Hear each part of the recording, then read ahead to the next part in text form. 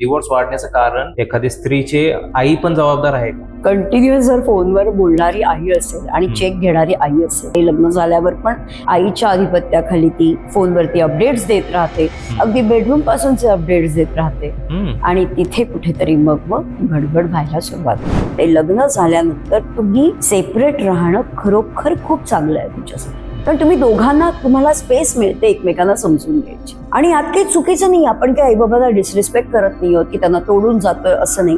आधीपेक्षा आता divorce rate का वाढत चाललेत का? कारण की ते सेपरेटली राहून मग त्यांच्यामधलं भांडणं सोडायला कोणच नसतात. मग ते भांडणं कमी व्हायच्या ऐवजी अजून ते वाढत जातात, तुम्ही अजून वाढत जातात. ते निगेटिव्ह वे मध्ये नाही होऊ शकत. तुम्हाला नाही त्यांनी ना मला सांगितलंच नाही की त्याला मी जवळ घ्यायला हवी किंवा त्याला माझ्यावर वेळ घालवायचा आहे. मला कळणार कसं? अरे मेन खेदाची गोष्ट आहे की तुम्हाला स्वतःच्या पार्टनरला कुशीत घेऊन 5 मिनिटं बसावंच वाटत नाहीये.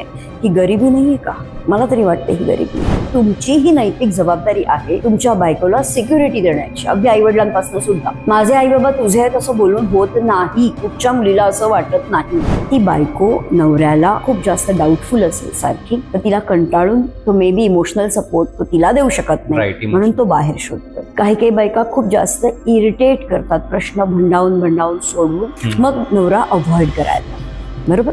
काही नवरे खूप जास्त तिच्या दिसण्याला किंवा तिच्या वागण्याला बोलण्याला स्वतःच्याच अझम्पशन्स मध्ये रिलेशन लावून चुकतात की ही याच्याबरोबर एवढा वेळ बोलते म्हणजे हिचं याचं रिलेशन. तर खूप जास्त मुलगे पुरुष इमोशनल आहेत रादर दॅन मुली तर आहेतच आहेत, पण मुली खूप जास्त प्रॅक्टिकल झाल्या. अशा काही गोल्ड डिगर्स असतात मुली, अशा मुली ज्या अॅल्युमिनी करता लग्न करतात, ज्यांचा आधीच लाईफ ब्रेकअप मध्ये खूप गेलाय आणि घरातल्या फोर्समुळे त्या लग्न करतायत, पण त्यांना नाही राहायचंय, पण त्यांना पैसा मात्र हवाय स्वतःच्या लाईफ करता. तर marriage has become a business.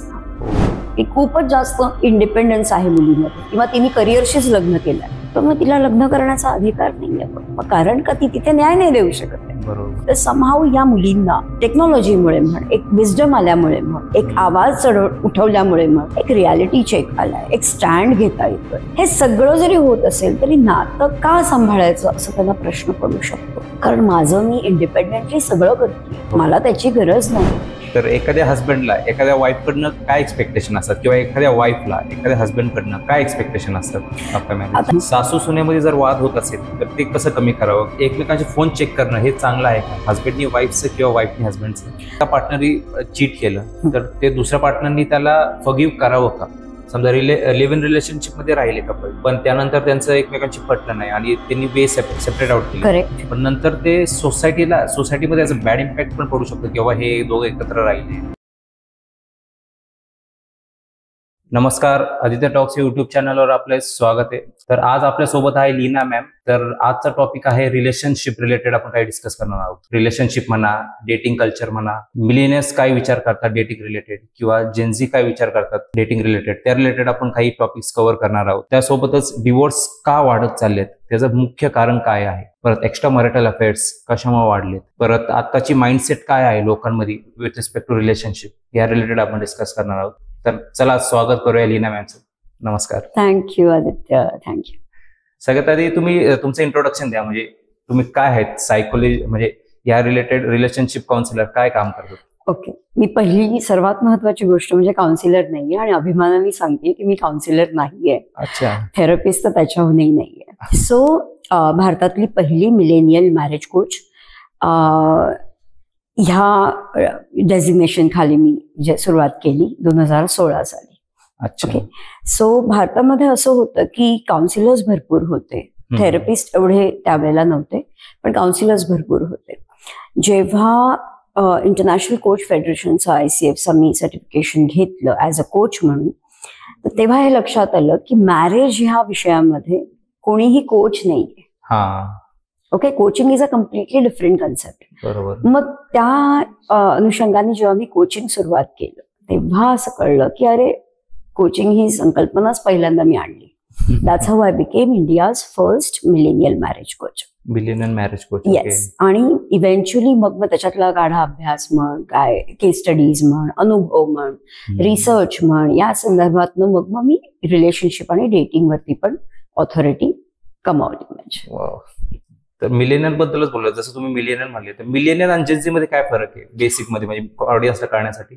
नक्की जनरेशन तर माहिती आहे सगळ्यांना की मिलेनियल्स म्हणजे 1982 पासनं ते 1996-98 पर्यंत जी जनरेशन बॉर्न झालेली आहे या वर्षांमध्ये त्यांना मिलेनियल्स म्हणतात. आणि त्याच्यानंतरची जी जनरेशन आहे बॉर्न झालेली 2000 आय वुड से 12 पर्यंत त्यांना जेनझीज म्हणतो आपण. ओके, 12 नंतरची आहे त्याला अल्फा म्हणतात, आणि आता त्याच्यानंतर येईल 2024 नंतर त्यांना बीटा म्हणून.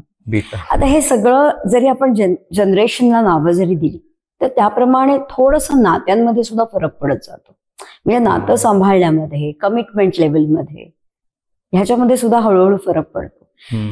मी खास करून मिलेनियल्स करता काम करते. का? कारण माझी सर्वात आवडती जवळची जनरेशन ती आहे, म्हणजे तुमची जनरेशन. कारण मला असं वाटतं की ही एकमेव जनरेशन अशी राहिली आहे की जिला ऍटलिस्ट कमिटमेंट माहितीये, ज्यांनी बघितलीये आणि ज्यांना हवी आहे. जेनझीजना नकोय असं नाहीये, जेनझीना डेफिनेटली हवी आहे, पण ती राखायची कशी, त्याकरता जे काही एफर्ट्स टाकायचे तेवढे पेशन्स त्यांच्याकडे नाहीये. जेनझीज मिलेनियल्स मध्ये ऍटलिस्ट ते पेशन्स आपण आणू तरी शकतो. म्हणजे बरोबर, असा प्रकार. तर हा फरक कशामुळे आले तुम्हाला, काय तुम्ही सांगू शकाल?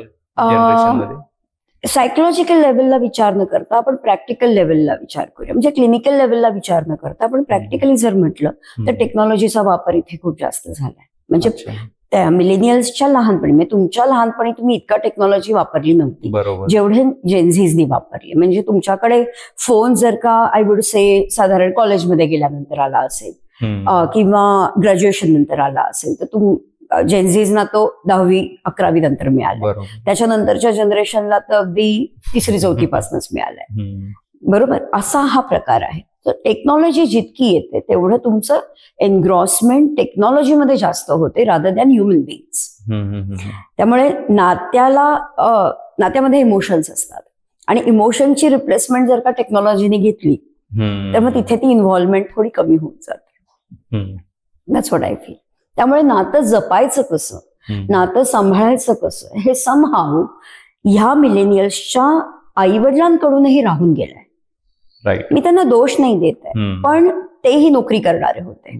त्यामुळे एवढ्या सगळ्या काय म्हणू, तुला संसाराच्या गाड्यामध्ये म्हणूया किंवा day to day life routine मध्ये म्हणूया, इतकं ते आवर्जून सांभाळणं शिकवावं याची गरज सुद्धा त्यांना वाटलेली, आणि म्हणून त्या अनवधानाने त्यांच्याकडनं राहून गेले. That is how millennials are facing the problem की they don't know the coping mechanism. गोष्टीला डील कसं करायचं हेच त्यांना माहिती. त्यामुळे साधी सिंपल गोष्ट जरी झाली किंवा खटका जरी उडाला असं आपण म्हणूया, तरी पण त्याच्यावर उत्तर काय किंवा त्याला सांभाळूया कसं हे माहिती नसल्यामुळे ते खूप असं ड्रेन होत जातं किंवा ती गॅप वाढत जाते. आणि दॅट्स हाऊ मग त्याला नाही जमत आहे माझ्याबरोबर राहायला, किंवा मला पण नाही इच्छा होत आहे, मग जबरदस्ती कसं काय राहायचं, असं करून ते नातं ब्रेक केलं जातं. सो जबरदस्ती राहा असं मला नाही म्हणायचंय, पण somehow you have to work on your relationship, otherwise it is not going to work for you. जसं तुम्ही म्हणले वर्क करायला पाहिजे, तसं आधीची माइंडसेट, लोकांची माइंडसेट कशी होती की बाबा ठीक आहे बाबा, वाद होतात, कंटिन्यू भांडणं होतातच, पण हे नातं आपल्याला कायम टिकवायचं हे एक त्यांच्या मनात असतं. पण आताची जी जेनझी मिलेनियल्स पण आपण म्हणू शकतो किंवा जेनझी पण म्हणू शकतो, पण मोस्टली मिलेनियल्स ते असं विचार करतात की बाबा थोडं काही वाद झाला किंवा भांडण झाली, याचा पर्याय आपण डिवोर्स एक पर्याय पकडू शकतो. म्हणजे ते असं बॅकअप प्लॅन किंवा ऍज अ ऑप्शन ते ठेवतात. हेच कारण आहे का डिवोर्सचा रेट वाढत चाललंय म्हणून? बापरे, ह्याच्यामध्ये खूप सारे अँगल्स आहेत डिवोर्सच्या बाबतीमध्ये. पूर्वीच्या काळी आपण असं म्हणून कंडिशनिंग होतं, बरोबर, काही झालं तरी नातं तोडायचं नाही, बरोबर, संसार मोडायचा नाही, विच आय अग्री की हे होतं. आणि ते खूप असं कंपेलिंग वे मध्ये घेतलं जात होतं. म्हणजे जरी किती खटके उडाले तरी हे मला तारून न्यायचं आहे अशा पद्धतीमध्ये. आणि त्यामध्ये स्त्री ही खूप जास्त त्यावेळेला भरडली जात होती. बऱ्यापैकी त्याच्यानंतर स्त्रीनी बाहेर जायचा प्रयत्न केला, नोकरी करायला सुरुवात केली, घराच्या बाहेर पडली, मल्टीटास्किंग झालं, तरी सुद्धा हे खूप ड्रेनेज होत असताना सुद्धा त्यांच्या एनर्जीचं तरी त्या ते टिकवून होत्या. पुरुषही टिकवून होते, असं नाही की फक्त बाईच होती म्हणजे. पण हे सांभाळणं किंवा ते टिकवावं ह्याचं कंडिशनिंग होतं ते, बरोबर. आता हे कंडिशनिंग, ह्या कंडिशनिंग मध्ये जसं जसं नॉलेज यायला लागलं, जसं जसं टेक्नॉलॉजी कळली, जसं जसं विमेन एम्पॉवरमेंट आली, ज्ञान आलं, रियालिटी चेक कळला, एक विजडम आलं असं आपण म्हणूया पॉझिटिव्हली, तसं जसं स्त्रीनी आवाज उठवायला सुरुवात केली. ओके, ह्याच्यात मी खूप जास्त स्त्री आणि पुरुष नाही म्हणत आहे. ह्याचा अर्थ असा होतोय की कितीही झालं तरी पूर्ण संसाराचा जर बॅकबोन असेल तर ही ती स्त्री असते असं मला वाटतं पर्सनली. पुरुष हा सपोर्टर किंवा तो प्रोव्हायडर असतो, पण रिसिव्हर ही स्त्री असते. त्यामुळे जर आपण म्हणूया की आत्ताच्या ह्या मिलेनियल्समध्ये ह्या गोष्टी नाहीयेत, तर समहाऊ या मुलींना किंवा टेक्नॉलॉजीमुळे म्हण, एक विजडम आल्यामुळे म्हण, एक आवाज उठवल्यामुळे म्हण, एक रियालिटी चेक आलाय, एक स्टँड घेता येतोय. आणि हा स्टँड त्या करिअर ओरिएंटेड पण झालेला आहे, त्याच्यामुळेही आलेला आहे. हे सगळं जरी होत असेल तरी नातं का सांभाळायचं असं त्यांना प्रश्न पडू शकतो. कारण माझं मी इंडिपेंडेंटली सगळं करतेय, राईट. मला त्याची गरज नाही किंवा अशा व्यक्तीची गरज नाही जो मला सपोर्ट करत, असं म्हणूया. त्यामुळे एक तर रिप्लेसमेंट होते, डोक्यामध्ये विचार सुरू होतो, किंवा मग ठीक आहे मी एकटीच राहीन असा विचार सुरू. आणि हे एक कारण असू शकतं की ज्यामुळे डिव्होर्सेस खूप क्विकली होतात, कारण गिव्हअप खूप क्विकली केलं जात आहे. ह्याच्यात पुरुषही भरडले जातात बरं का आदित्य, म्हणजे नुसतं मी मुलींचं नाही म्हणत आहे, मुलगेही भरडले जातात. आताची आपण ही केस जर बघितली, काय नाव त्याचं, अतुल सुभाषी, तर समहाऊ अशा काही गोल्ड डिगर्स असतात मुली, अशा मुली ज्या अॅल्युमिनी करता लग्न करतात, ज्यांचं आधीच लाईफ ब्रेकअप मध्ये खूप गेलाय आणि घरातल्या फोर्समुळे त्या लग्न करतायत, पण त्यांना नाही राहायचंय, पण त्यांना पैसा मात्र हवाय स्वतःच्या लाईफ करता. तर marriage has become a business now. It's not compulsory प्रत्येकाला लागू होत आहे, but to some extent it is used as a business tool. बरोबर. त्यामुळे सहजगत्या काही आपण दोष देऊ शकतो किंवा काही आपण गुन्हा दाखल करू शकतो पुरुषा विरुद्ध, आणि आपल्याला ह्या गोष्टी मिळू शकतात. हे जेव्हा बाईला कळलं, मी काही बायकांची गोष्ट करते किंवा मुलींची गोष्ट करते, तेव्हा ते खूप सहज सोपं झालं. त्यामुळे सगळ्याच बाजारीकरण झाल्यामुळे it has become very easy. आणि त्यातनं सुद्धा डिव्होर्सेस होतात, त्यातनं मुलांना मुली मॅनिप्युलेट करतात. बरोबर. हाही मुद्दा आहे म्हणजे, आणि त्यांना ते कळत नाही कारण ते इमोशनल होतात. आजकालच्या पिढीमध्ये मी म्हणशील मिलेनियल्स मध्ये तर खूप जास्त मुलगे, पुरुष इमोशनल आहेत रादर दॅन मुली. मुली तर आहेतच आहेत, पण मुली खूप जास्त प्रॅक्टिकल झाल्या, करिअर ओरिएंटेड झाल्या आहेत, विचार करतात, काय प्रॉब्लेम आहे ह्याचा विचार करतायत. पण मुलगे बऱ्यापैकी इमोशनल आहेत. प्रोफेशनल लेवलला नसतील पण पर्सनल लेवलला डेफिनेटली आहेत. कारण आता मी जनरली ते जसं तुम्ही म्हणे अतुल सुभाषी केस, त्याच रिलेटेड अजून 2-3 केसेस मी बघितले होते, ज्याने म्हणजे ते त्यांचा एक स्कॅम टाईपच आपण म्हणू शकतो की बाबा एखादा हाय पेइंग नवरा शोधायचा, परत 1-2 वर्ष त्याबरोबर राहायचं किंवा 6-7 महिने राहायचं, त्यानंतर डिवोर्स घेऊन अॅल्युमिनी तेवढं आपल्या नावावर करायचे. तो एक स्कॅमच एक प्रकारचा आपण म्हणू शकतो. असं वाढत चाललंय. आधी पण असं व्हायचं की बाबा 18-19व्या वर्षी लग्न व्हायचं, तेव्हा कोणाला काही गायडन्स नव्हतं, तेव्हा ते जबरदस्तीने पण कधी कधी लग्न करून द्यायचे. पण आता खूप विचार करून, 1-5-6 वर्ष विचार करून चांगलं स्थळ बघून लग्न केलं जातं. पण तरी पण आता डिवोर्स रेट खूप वाढत चालले. वय हे ह्याच्यामध्ये क्रायटेरिया नाही असं नाही म्हणायचंय मला. पूर्वी 18-19व्या वर्षी लग्न होत होती, कंपल्सरी लग्न होत होती, आणि त्याच पॅटर्न मध्ये त्यांना दाखल केलं जायचं किंवा त्यांची एंट्री केली जायची. नवरा म्हणजे नवरा मुलगा दोघांची न बघता, कधी कधी न बघता सुद्धा, राईट. हे आजकाल सुद्धा खूप अगदी आपण रिमोट एरियाज आहेत भारतातले, त्याच्यामध्ये सुद्धा होतो म्हणजे. पण आत्ताची पिढी जसं मी म्हटलं मग अशी सजग झाली, तर सजग झाल्यामुळे एक से आलाय त्यांचा की मला आता नाही करायचंय, किंवा मला हा मुलगा नाही आवडत आहे, किंवा ही मुलगी मला नाही आवडत आहे, असं म्हणू शकतो तो. पण मग चला त्या दृष्टीने सुद्धा आपण लव्ह मॅरेज किंवा अरेंज मॅरेज केलं, ठीक आहे. आधी त्यांचं रिलेशनशिप एक 7-8 वर्ष आहे, 10 वर्ष आहे, 5 वर्ष आहे, 3 वर्ष, whatever we can take the number. आणि नंतर मग हे लोक जेव्हा लग्न करतात तेव्हा लग्न सांभाळण्याकरता जे लागणारं टेक्निक आहे, लग्न सांभाळण्यासाठी सुद्धा काही लेवल्सवरती तुम्हाला तुमचे पेशन्स, तुमचं इम्पल्सिव्हनेस, तुमचं कम्युनिकेशन, तुमची लेवल ऑफ अंडरस्टँडिंग, ऍक्सेप्टन्स, नुसतं प्रेम काफी नाही ना होणार आहे, पुरेसं नाही होणार आहे. तर ह्या सगळ्या ठोकताळ्यांवरती तुम्हाला विचार करायचा आहे, कारण ह्याला नजरअंदाज करून पूर्वीची लग्न व्हायची आणि ती स्ट्रेच केली जायची किंवा ती सांभाळली जायची असं म्हणूया, टिकवली जायची म्हणूया आपण.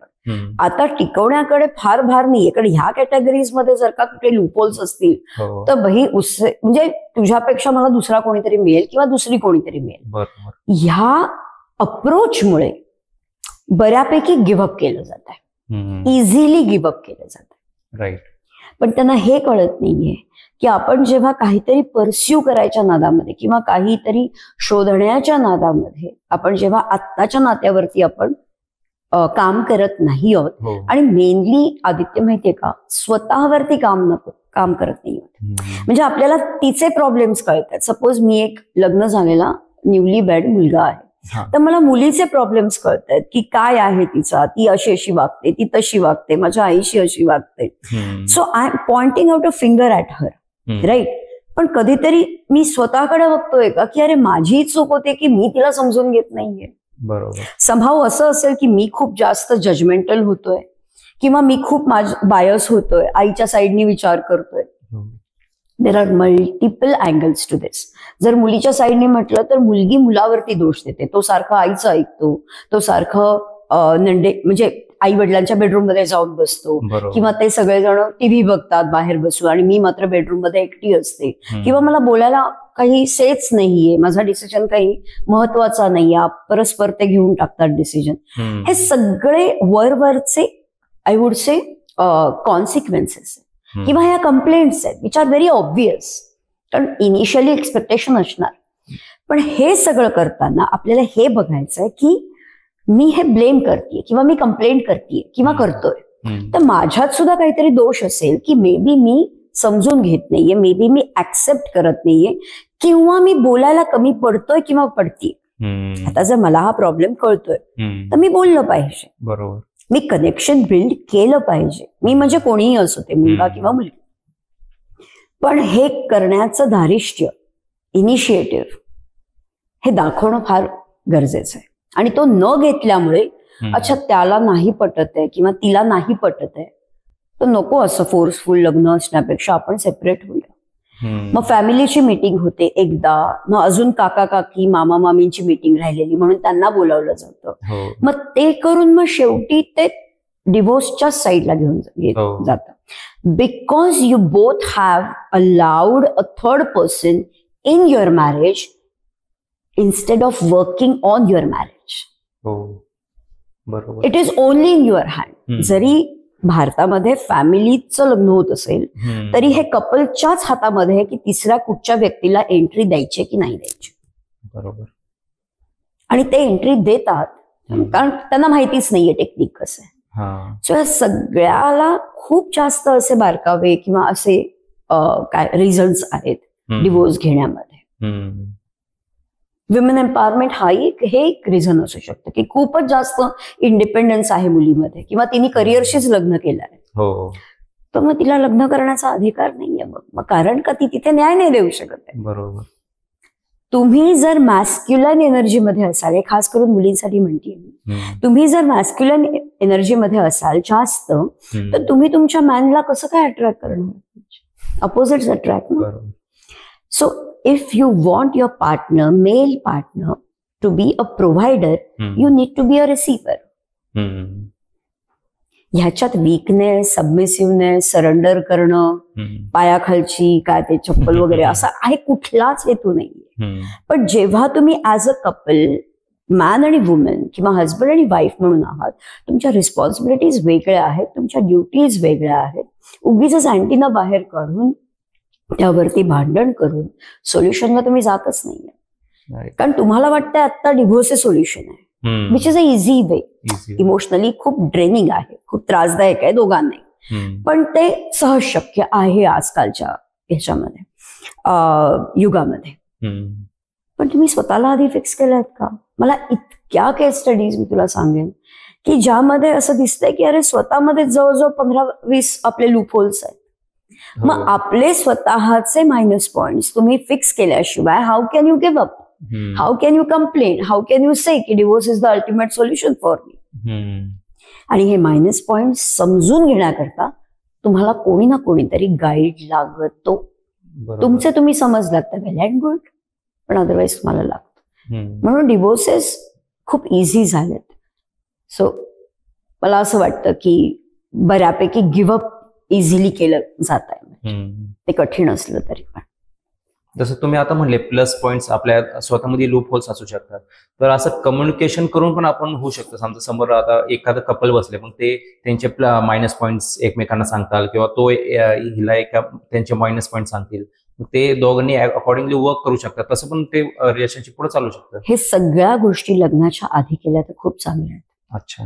कारण लग्नानंतर गृहीत धरण्याची एक छोटीशी अशी एक फेज असते की जी हनीमून फेज झाल्यानंतर गृहीत धरणं सुरू होतं किंवा हे राहणारच आहे आपल्यासोबत. एक्झॅक्टली. आणि त्या गृहीत धरणांमध्ये तुम्ही खूप जास्त चुका करता, ज्या चुका तुम्हाला खूप नंतर कळतात की अरे मी सहज बोलून गेलो तिला सगळ्यांसमोर. पण तू सहज बोलून गेला, पण ती जर इमोशनल असेल तर ती शब्दांची पकडापकडी खेळणारच आहे. तिला तो शब्द लागणारच आहे, त्यामुळे ती ते धरून बसणारच आहे. बिकॉज शी इज इमोशनल और ही इज इमोशनल, वाईस वर्सा. त्यामुळे तुम्ही गृहीत धरून जे आता त्याच्यात हक्क असू शकतो, प्रेम असू शकतं, हे सगळं जरी असलं तरी सुद्धा त्या चुका होतात त्या होतात ना, आणि त्याचे पडसाद तुम्हाला भोगायला लागतात. मग म्हणजे काही माहिती नसतं आणि उगीच बॅग उचलून जर का ती निघून जरी गेली तरी मग तुम्हाला प्रश्न पडतो, अरे आता परवा मी गिफ्ट दिलं किंवा परवा अॅनिव्हर्सरी आम्ही सेलिब्रेट केली तेव्हा तर ती खूप छान होती, मग आता का आई वडिलांकडे निघून गेली किंवा आता का निघून गेली? ह्याचं कारण हे की जुनी तिची जे काही तुम्ही हर्ट केलेल्या गोष्टी असतील त्या तिने मनाशी इतक्या घट्ट पकडून धरल्या ज्याचं हिलिंगच झालं नाही. बरोबर. आणि ह्याला कम्युनिकेशन हा मार्ग असू शकतो, पण तो शिकावा लागतो. तुम्हाला वाटतं हे असं बसून कम्युनिकेशन केलं आणि प्रॉब्लेम सॉल्व्ह झाले, होत नाही तर लिहून घ्या. It is not so easy. It is not so easy because तुम्ही जे बोलताय त्यामधले शब्द, त्यातनं येणारा टोन तुमचा, हा समोरचा माणूस त्याच्या अपब्रिंगिंग नुसार, त्याच्या बाजानुसार तो रिसीव्ह करत असतो. आणि हे समजणं तुम्हाला हे फार गरजेचं आहे की त्याची रिसिव्हिंग कपॅसिटी किती आहे. ती व्यक्ती ब्रेकअप मधनं गेली आहे तर ती व्यक्तीने स्वतःवरती काम केलंय का? ती तेवढी इमोशनली स्ट्रॉंग आहे का? आणि एवढं सगळं तर नवरा बायको मध्ये डिटेलिंग होतच नाही, कारण ह्या गोष्टी करायच्यात हेच माहित नाही. Because they are not experts ना, they are just husband wife. त्यामुळे ते खूप ओपनली साधं बोलायला जातात, ज्यातनं ऍक्च्युली प्रॉब्लेम सॉल्व्ह होण्याच्या ऐवजी अजून कॉम्प्लिकेटेड होऊन जातात. अच्छा तुम्हाला बघ असं बोललास, बघ आता तू ह्याच्यातनं हे काढलंस, चल माझ्या आई वडिलांना बोलवून घेऊया, समथिंग लाईक दॅट. त्याची गरज पण नसते. तर असं होऊ शकतं. तर तसं म्हणजे डिवोर्सचं कारण म्हणजे डिवोर्स वाढण्याचं कारण समजा गर्ल्सचे किंवा एखादी स्त्रीचे आई पण जबाबदार आहे का? नक्की असू शकतं. आहेत काही स्टडीज माझ्याकडे.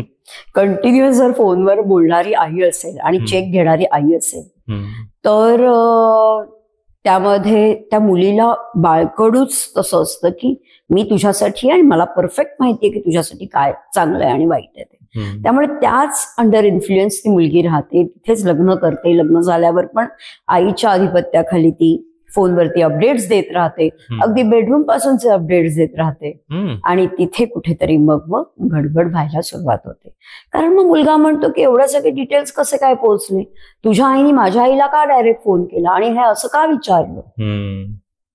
That's a red flag, right? Right. आधी कसं लग्न केल्यावर त्यांचं आईचं आणि मुलीचं नातं म्हणजे जवळपास तुटलेलंच असायचं. ते म्हणायचं आता तू दुसऱ्या घरी गेली, पुढचा तुझा संसार तू सांभाळायचा आहे.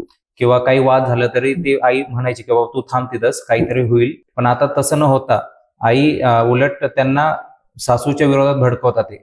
तर हे पण कारण एक असू शकतं का? हो, जसं मी आता म्हटलं तसं पण ह्याला मी खरं सांगू, सासू आई ह्यांना दोष देण्यापेक्षा तुम्ही आधी स्वतःकडे बघा की तुम्ही खरंच इतके डिपेंड आहात का तुमच्या आईवरती, यु नो, हे करायला. मी मगाशी म्हटलं ना तसं दोघांमध्ये तिसरा व्यक्ती आणणं हा तुमचा चॉईस आहे. जर तुम्ही भक्कम असाल आणि म्हणताय की आई मला आता हे सगळं काही सांगू नकोस, मी माझं इथे राहते आणि डील करते, मला अगदी काही वाटलं तर मला तुझा गायडन्स हवाय, तर ते तो स्टँड घेणं गरजेचं आहे. बरोबर, राईट. कारण जर का तुम्ही अलाउ करताय तर ती प्रेमामध्ये आहे आई, त्यामुळे ती तुम्हाला ते बाळकडू सारखं देतच राहणार. अगं असं नाही, असं अच्छा असं केलं का, अच्छा तुमचे कप ठेवले आणि तुझा कप फक्त विसरला नाही का. छोटी गोष्ट आहे आदित्य, पण इथनं हे भडकवणं सुरू होतं. आणि ज्यातनं मुली आंधळ्या प्रेमापायी किंवा आतापर्यंतच्या आईच्या काय इन्फ्लुएन्स अंडर असतील तर त्याच्यामुळे होत आहे असं की त्या ऐकायला लागतात आणि मग त्यांच्या डोक्यात नसलेल्या गोष्टी सुद्धा घातल्या जातात.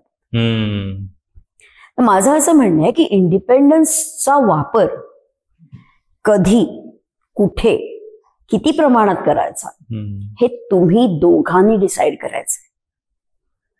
इव्हन मुलाच्या बाबतीत म्हणा, जर तो डिसिजन मेकर नाही आहे तर त्याला बनावं लागेल. आतापर्यंत जर का तुम्ही नाही घेतला डिसिजन कुठच्या तुमच्या घरगुती यु नो रुटीन मध्ये म्हण किंवा काय, तर तुम्हाला तो घ्यावा लागेल. तुम्हाला आईबाबांना सांगावं लागेल की आता मी माझं लाईफ सुरू करतोय, तर भले आम्ही पडू, खर्चटे लागेल, पण we would love to take our own decisions. म्हणून मी म्हणते लग्न झाल्यानंतर तुम्ही सेपरेट राहणं खरोखर खूप चांगलं आहे तुमच्यासाठी. कारण तुम्ही दोघांना, तुम्हाला स्पेस मिळते एकमेकांना समजून घ्यायची. मग त्यात तुम्ही सॅटर्डे संडे आईबाबांबरोबर राहा किंवा मंडे टू फ्रायडे आईबाबांबरोबर राहा, सॅटर्डे संडे तुमचं तुम्ही राहा, रेंटल जागा घेऊन. पण हे तुम्ही जेव्हा एकटे असाल तेव्हा तुम्हाला त्या फ्रीडम मध्ये, त्या स्पेस मध्ये एकमेकाला ओळखायला, ऍक्सेप्ट करायला, कम्युनिकेशन करायला, पडला तरी सॉरी म्हणायला एक फ्रीडम असतो. म्हणजे त्यावेळेला तुम्हाला आई बघतायत का किंवा सासू बघतीये का, म्हणजे सासरे बघतायत का, कोण घरात आलाय का, कोण, मग हे सगळे बंधनं नसतात. You are free that time. आणि त्यातनं तुमचं बॉन्डिंग वाढायला मदत होते. कोण नात्याला तोडत वगैरे नाहीये, पण मिनिमम 6 महिने ते 2 वर्ष नवीन नातं बिल्ड व्हायला लागतातच. मिनिमम 6 महिने ते 2 वर्ष. 2 वर्ष रेंटल प्लेसवर राहताय छानपैकी, नंतर तुम्ही रिटर्न या ना जॉईंट फॅमिलीमध्ये. तुम्हाला कोणीच तोडणार नाही, इतका बेस तुमचा पक्का झाला असेल. That's a knack, that's a simple tip I would like to suggest. आणि यात काही चुकीचं नाही, आपण काही आईबाबाला डिसरिस्पेक्ट करत नाही आहोत की त्यांना तोडून जातोय असं नाही. आता काहींचे एकटी आई असू शकते, जबाबदारी असू शकते, मग त्याकरता काय करायचं, त्याकरता तुम्ही स्वतःचे लिमिटेशन सेट करायचे, बाउंड्रीज सेट करायचे की हे असं असेल तर त्याच्यासाठी कुठला तरी दुसरा माणूस ठेवणं, जेणेकरून तुम्हा दोघांना वेळ मिळेल. कारण तुम्ही हे नातं जेव्हा बिल्ड केलंय तेव्हा ही तुमची जबाबदारी पडते की तुम्ही ते बांधलं पाहिजे, त्याचा पाया भक्कम केला पाहिजे. आई आजारी असणं किंवा वडील आजारी असणं हे काही तुमच्या नात्याच्या मध्ये न येता, म्हणजे त्याची सोय करून ठेवणं हे तुमच्या हातामध्ये आहे. म्हणजे तेही बॅलन्स कराल तुम्ही, भेटालही, बोलालही, पण प्लस तुम्ही तुमच्या नात्यालाही न्याय द्याल. दीज आर बेसिक थिंग्स, पण त्या मिस आउट होतात मुलांकडनं आणि मुलींकडनं, दोघींकडनं. या थोडं निगेटिव्ह वे मध्ये पण मला बोलायचं होतं. म्हणजे तुम्ही जसं म्हणले की बाबा सेपरेटली राहिलं पाहिजे. आधी कसं जॉईंट फॅमिली होती, सगळी एकत्र राहायची, पण त्यावेळेस भांडणाचं प्रमाण कमी होतं किंवा भांडणं कमी व्हायचे नवरा बायकोंमध्ये. का? कारण की तिथं तिसरा चौथा व्यक्ती असतोच, ते सॉल्व्ह करायला म्हणा किंवा वाद जास्त वाढू नये त्यासाठी. नेगेटिव्ह मध्ये पण असू शकतं, म्हणजे वाद जास्त पण वाढू देऊ शकतात. पण आधीपेक्षा आता डिवोर्स रेट का वाढत चाललेत? का? कारण की ते सेपरेटली राहून मग त्यांच्यामधलं भांडणं सोडायला कोणच नसतात. मग ते भांडणं कमी व्हायच्या ऐवजी अजून ते वाढत जातात, तू मे अजून वाढत जाते. तर मग ते निगेटिव्ह वे मध्ये नाही होऊ शकत. खूप चांगला पॉइंट मुद्दा काढलास, म्हणजे खूपच चांगला. आता जर का आपण समजूया हे न्यूली वेड कपल सेपरेट राहतंय आणि त्यांच्यामध्ये तू मेमे वाढते, हनीमून फेज झालं, सगळं झालं, रेंटल प्लेस घेतली किंवा त्यांचं दुसरं घर असेल तिथे ते लोक राहत आहेत, त्या दोघांमध्ये तू मेमे येते. पण ही जेव्हा phase they are going through, त्यांच्यामध्ये फाईट्स होत आहेत, अंडरस्टँडिंग थोडं कमी पडत आहे, तर they can reach out to expert ना. They can reach out to expert. असं नाहीये की त्यांनी एक्सपर्टना नाही हे करायचंय किंवा त्यांनी सल्ला नाही घ्यायचाय किंवा मे बी त्यांनी थेरपी नाही घ्यायची किंवा त्यांनी कुठल्या कोचला नाही भेटायचंय, असं मी म्हणत नाहीये. They would have to learn the technique. पण ह्याचं सुद्धा इन्साइट येण्याकरता त्यांनी दोघांनी एकटं असणं गरजेचं आहे. कारण जेवढे ते फॅमिली बरोबर राहतील तेवढे त्यांना हे लूपहोल्स कळणार नाहीत. बरोबर. म्हणजे त्यांना असं वाटेल की हिची चूक आहे आणि तिला वाटत राहील की त्याची चूक आहे किंवा त्याच्या फॅमिलीची चूक आहे. सो ह्यामध्ये भांडणं म्हणजे दरी वाढतच जाणार आहे कपल मधली. बरोबर. सो इन्स्टेड ऑफ दॅट तुम्ही दोघांनी एकत्र जर हातात हात घालून प्रयत्न करायचाच आहे आपण असं जर ठरवलंय तर you will reach out to expert की आपण कोणाला तरी भेटून बघूया काय प्रॉब्लेम आहे. मग त्याच्यातनं तुम्हाला काहीतरी मिळू शकतो किंवा तुम्ही एकमेकांना समजण्यासाठी देर आर मल्टिपल थिंग्स नाउअडेज. इतकं नॉलेज अवेलेबल आहे ना आता फ्री ऑफ कॉस्ट. त्या नॉलेजवरनं तुम्ही काही गोष्टी करू शकता. तुम्ही कम्युनिकेशन इम्प्रूव्ह करू शकता तुमचं. तुम्ही ऍक्सेप्टन्स लेवल तुमची वाढवू शकता. थोडंसं स्वतः दोघांना स्पेस देणं, थोडं न बोलणं फायटिंगच्या वेळेला, भांडण झालं असेल तर त्यानंतर मग शांत झाल्यानंतर बोलायला जाणं, हे सगळे प्रयत्न तर करू शकता तुम्ही.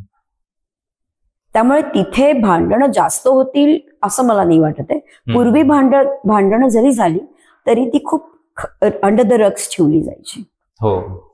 ओपनली बोलण्याचं धारिष्ट्यही नव्हतं आणि त्याच्यातनं व्हायब्रेशन्स वेगळ्या येणं किंवा त्याच्यामधनं आय वुड से वादाला वादही होईल आणि ती एक भीती होती. राईट. त्यामुळे ते खूप अंडर द रग्स ठेवलं जायचं. आता इंडिपेंडन्स आल्यामुळे से आला, which is a good thing. पण हा इंडिपेंडन्स जेव्हा ओव्हर इंडिपेंडन्स होतो ना तेव्हा मग ते नातं नाही टिकत. कारण नात्यामध्ये इंडिपेंडन्स चालतच नाही. आदित्य, बाउंड्रीज असायला हवं. बाउंड्रीज पाहिजे आणि डिपेंडन्सी पाहिजे त्याच्यामध्ये. कारण तुमचा फायनान्शियल इंडिपेंडन्स चालतो. माझा फायनान्शियली मी एवढं कमवते आणि कमवतो, माझे वेगवेगळे अकाउंट आहेत इनिशियली आणि मी माझा पैसा माझ्याकडे ठेवलाय, दिस इज ओके. पण इमोशन्स आल्या ना नातं म्हणजे, नात्यामध्ये इमोशनल सपोर्ट तर पाहिजेच. नात्यामध्ये इमोशनल डिपेंडन्सी पाहिजे. मी तुझ्यावर डिपेंड आहे आणि तूही माझ्यावर डिपेंड आहेस. सो ह्याला इंटरडिपेंडन्स म्हणतात. हा जर नसेल तुमच्या नात्यामध्ये तर you have to reach out for the help, to seek the support immediately. कारण त्याला कळतच नाहीये तुझ्या इमोशन्स काय आहेत किंवा तिला कळतच नाहीये, ती नजरअंदाज करते, तर it's a red flag. Simple. Emotional interdependence हा पाहिजेच पाहिजे. ती एक बेसिक म्हणजे नीड आहे नात्याची. आता तुम्ही जसं म्हणले की बाबा एक्सपर्टशी बोलायला पाहिजे, राईट. आता इनिशियली तर आपल्याला समजा वाद वगैरे झाले तर एक्सपर्टशी बोलणं म्हणजे आताच्या जनरेशन मध्ये कसं वाटतं किंवा एक्सपर्टशी बोलणं म्हणजे खूप काय मोठं काही घडले तरच एक्सपर्टशी बोलतात. जसं खूप काय मोठं घडले तरच सायकोलॉजी किंवा सायकॅट्रिस्टकडे जातात असं ते बोललं जातं. तर हे न करता ते ऍज अ फ्रेंड्स मध्ये पण डिस्कस करतात. त्याचा पण साईड इफेक्ट होऊ शकतो का फ्रेंड्सची रॉंग ऍडवाइस दिल्यामुळे? किंवा आता इथे असं वाटू शकतं की लीना परांजपे असं स्वतःबद्दल का सांगते किंवा कोचिंग बद्दल का फोर्स करते म्हणून. मला अजिबात हे फोर्स नाही करायचंय. पण जर तुम्हाला एखादी गोष्ट येत नाही तर ती तुम्ही शिकता की नाही? अकॅडमिकली शिकून घेता, करिअर वाईज तुम्ही शिकता, तुम्ही एवढे प्रोफेशनल लेवलला अप टू डेट राहता, राईट? You are very much bold, you are smart enough आणि तुम्ही ते अपडेटेड सतत राहत असता. तुम्ही तेवढं नॉलेज तुम्ही गेन करता. मग ह्याच नॉलेज गेन करायला तुमच्या डोक्यांमध्ये असं काय येतं की अरे हे सायकियाट्रिस्ट आणि सायकोलॉजिकल इफेक्ट आहे म्हणूनच मला जायचंय म्हणून? It is not nothing to do with that. बरोबर. म्हणजे तुम्हाला कुठली ट्रीटमेंट किंवा तुम्ही कुठेतरी मेंटल डिसऑर्डर आहे म्हणून तुम्ही जातच नाही आहात.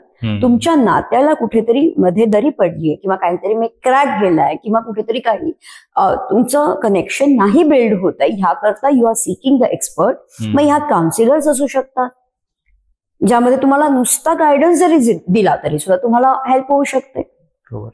तोवरनं ताकबाद समजणारी ही काही कपल्स असतात. So which is good for them. काहींना ट्रीटमेंट लागते, त्यांनी थेरपिस्ट कडे जावं की बाबा मला हे एवढे सेशन्स हवेत ज्यातनं मला थेरपी द्या आणि ज्यातनं मी on my own, on our own आम्ही हे नातं सुदृढ करू शकतो.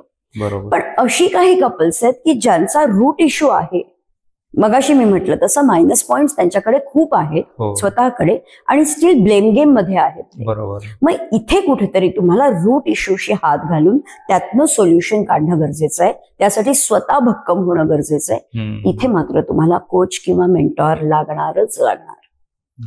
मग त्यात मदत मागायला लाजायचं काय आहे? म्हणजे तुम्ही नाती तोडत चाललात आणि relationships are becoming expensive day by day.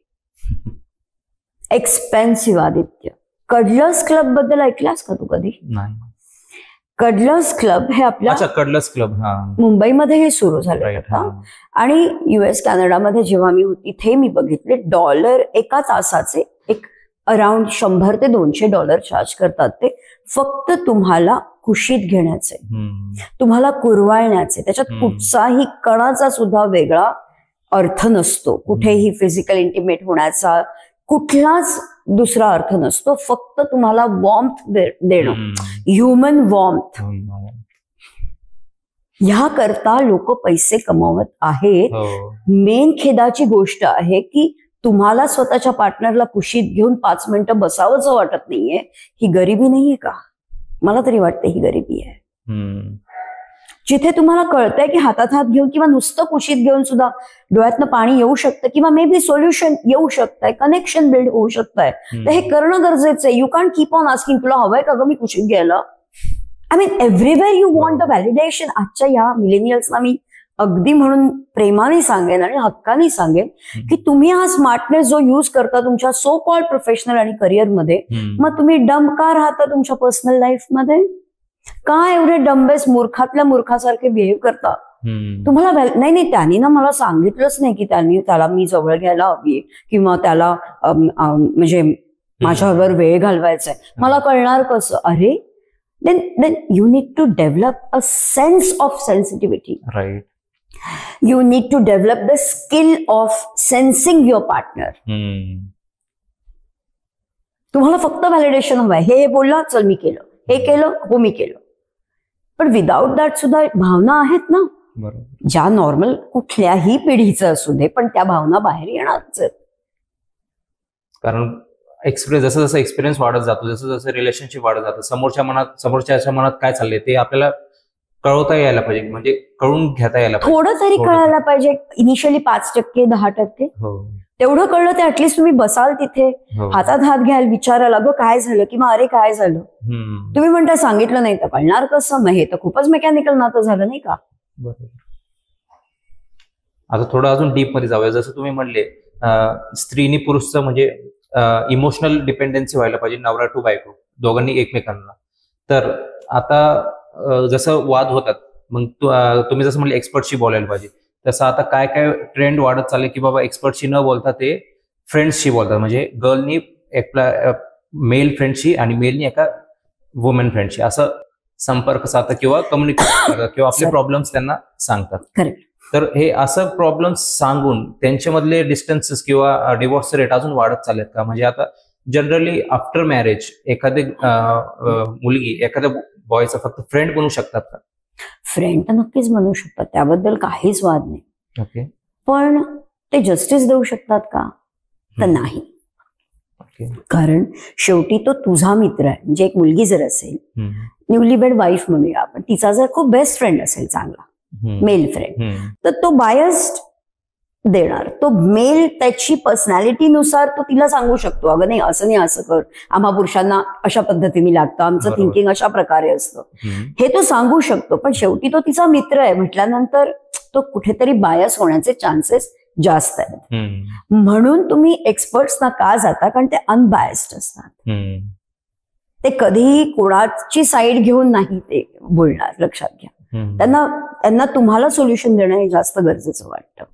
त्यांना तुम्ही दोघं ऑन सेम पेज यायला हवे आहात. आता ह्या मित्राला किंवा मैत्रिणीला नकोय असं नाही म्हणत आहे, पण ते नॉलेज नाहीये ना त्यांच्याकडे. विदाउट नॉलेज ते त्यांना सल्ला देतात. हे चांगलं आहे का विथ नॉलेज तुम्हाला कुठेतरी काहीतरी तुमच्या स्वतःसाठी डिझर्विंग इन्व्हेस्टमेंट करायची आहे, हे चांगलं आहे. It is your choice. Nobody can force you. Nobody can force you. पण हा तुमचा चॉईस आहे. तुम्हाला जर वाटतंय डिवोर्स, कितीतरी केसेस मी तुला सांगू शकते. 26व्या 28व्या वर्षी डिवोर्स घेतलेला आहे इमिजिएटली, नाही पटलं म्हणून. आज वयाची 42 वर्ष आहे किंवा मे बी 38 वर्ष आहे, डेटिंगच करतायत. There is no conclusion and they are devastated, frustrated. त्यांना सिंगलहुड नकोय, त्यांना ऍक्च्युअली फॅमिली हवी होती, पण दे डोंट नो. लास्ट 10 वर्षांमध्ये त्याने डेटिंगच करतात. त्याच ह्याच्यामध्ये डेटिंग ब्रेकअप ह्याच पॅटर्नमध्ये 6-6, 7-7 ब्रेकअप झाले. त्यामुळे इतकी भीती आता मनामध्ये आहे की मी शोधायचं तरी कोणाला, किंवा गिल्ट पण क्रिएट झाली की अरे मला कोणी चांगला मिळतच नाही. माझं सिंपल म्हणणं असं आहे, जर तुम्ही आतून डॅमेज आहात तर तुम्ही त्याच व्यक्तीला अट्रॅक्ट करणार. विषय संपला. तुम्हाला आधी स्वतःला हील व्हायला पाहिजे, नाही का? मग ह्यासाठी तुम्हाला जावं लागेल. इथे कुठेही सायकियाट्रिस्ट, सायकोलॉजिस्ट मी बोलतच नाहीये.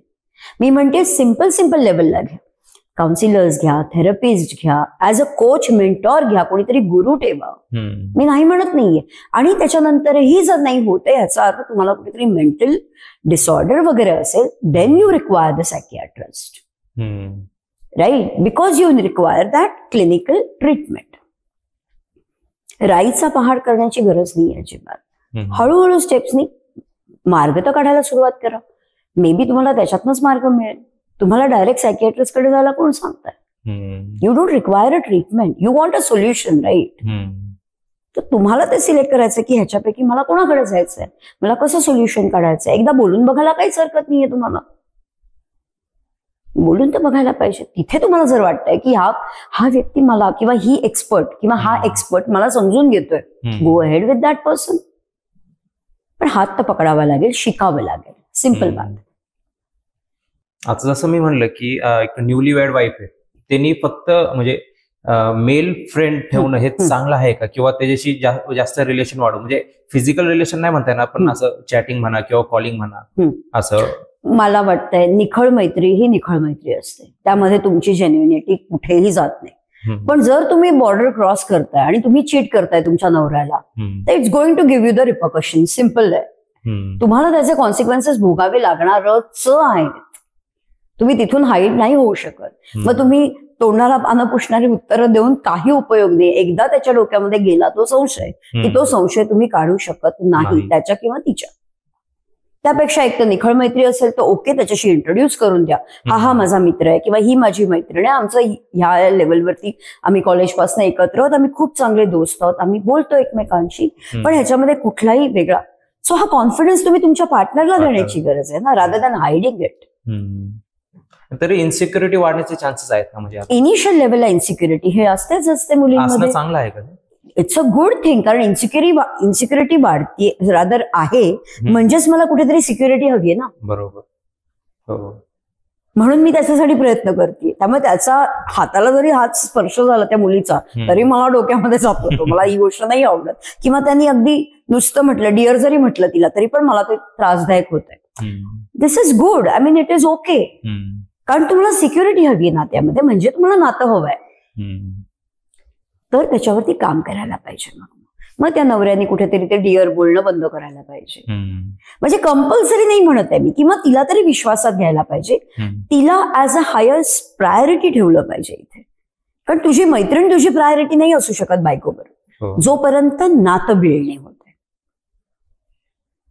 जेव्हा तुझं एकदा कनेक्शन बिल्ड झालं, मी मगाशी म्हटलं 6 महिने ते 2 वर्ष, जर तुझं नाताचा बेस पक्का होतोय, then your wife doesn't have a fear of losing you.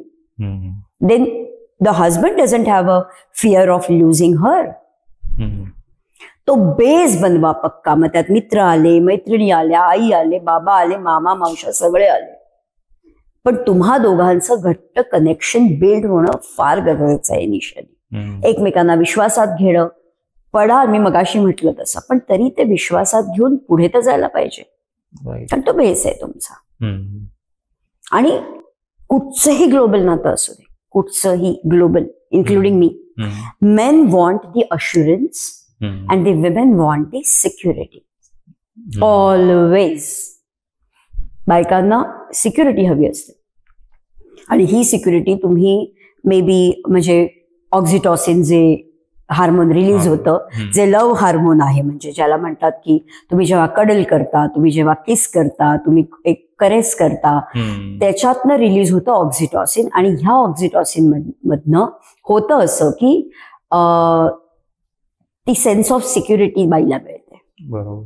आणि ती जेव्हा मिळते त्यावेळेला ती सिक्युअर व्हायला सुरुवात होते. And then she starts giving the assurance की मी आहे तुझ्यासाठी, तुझ्या कुठच्याही पडत्या काळामध्ये, चांगल्या काळामध्ये मी तुझी साथ देईन. So the man gets the assurance. Being a provider, नीट लक्षात घे, being a provider it is your duty to start giving first. कारण गिव्ह अँड टेक आहे ना. बरोबर. इथे आपल्याकडे असं होतं आता की मुली खूप जास्त देत आहेत, आणि एक तर त्याच घर सोडून येतात, तरी आता नावं नाही चेंज करत आहेत, पण तरी घर सोडून येतात. इट्सएल्फ एक पहिलं जेस्चर त्यांचं होत आहे. जेव्हा हे पहिलं जेस्चर होत आहे, तुमची ही नैतिक जबाबदारी आहे तुमच्या बायकोला सिक्युरिटी देण्याची, अगदी आई वडिलांपासून सुद्धा.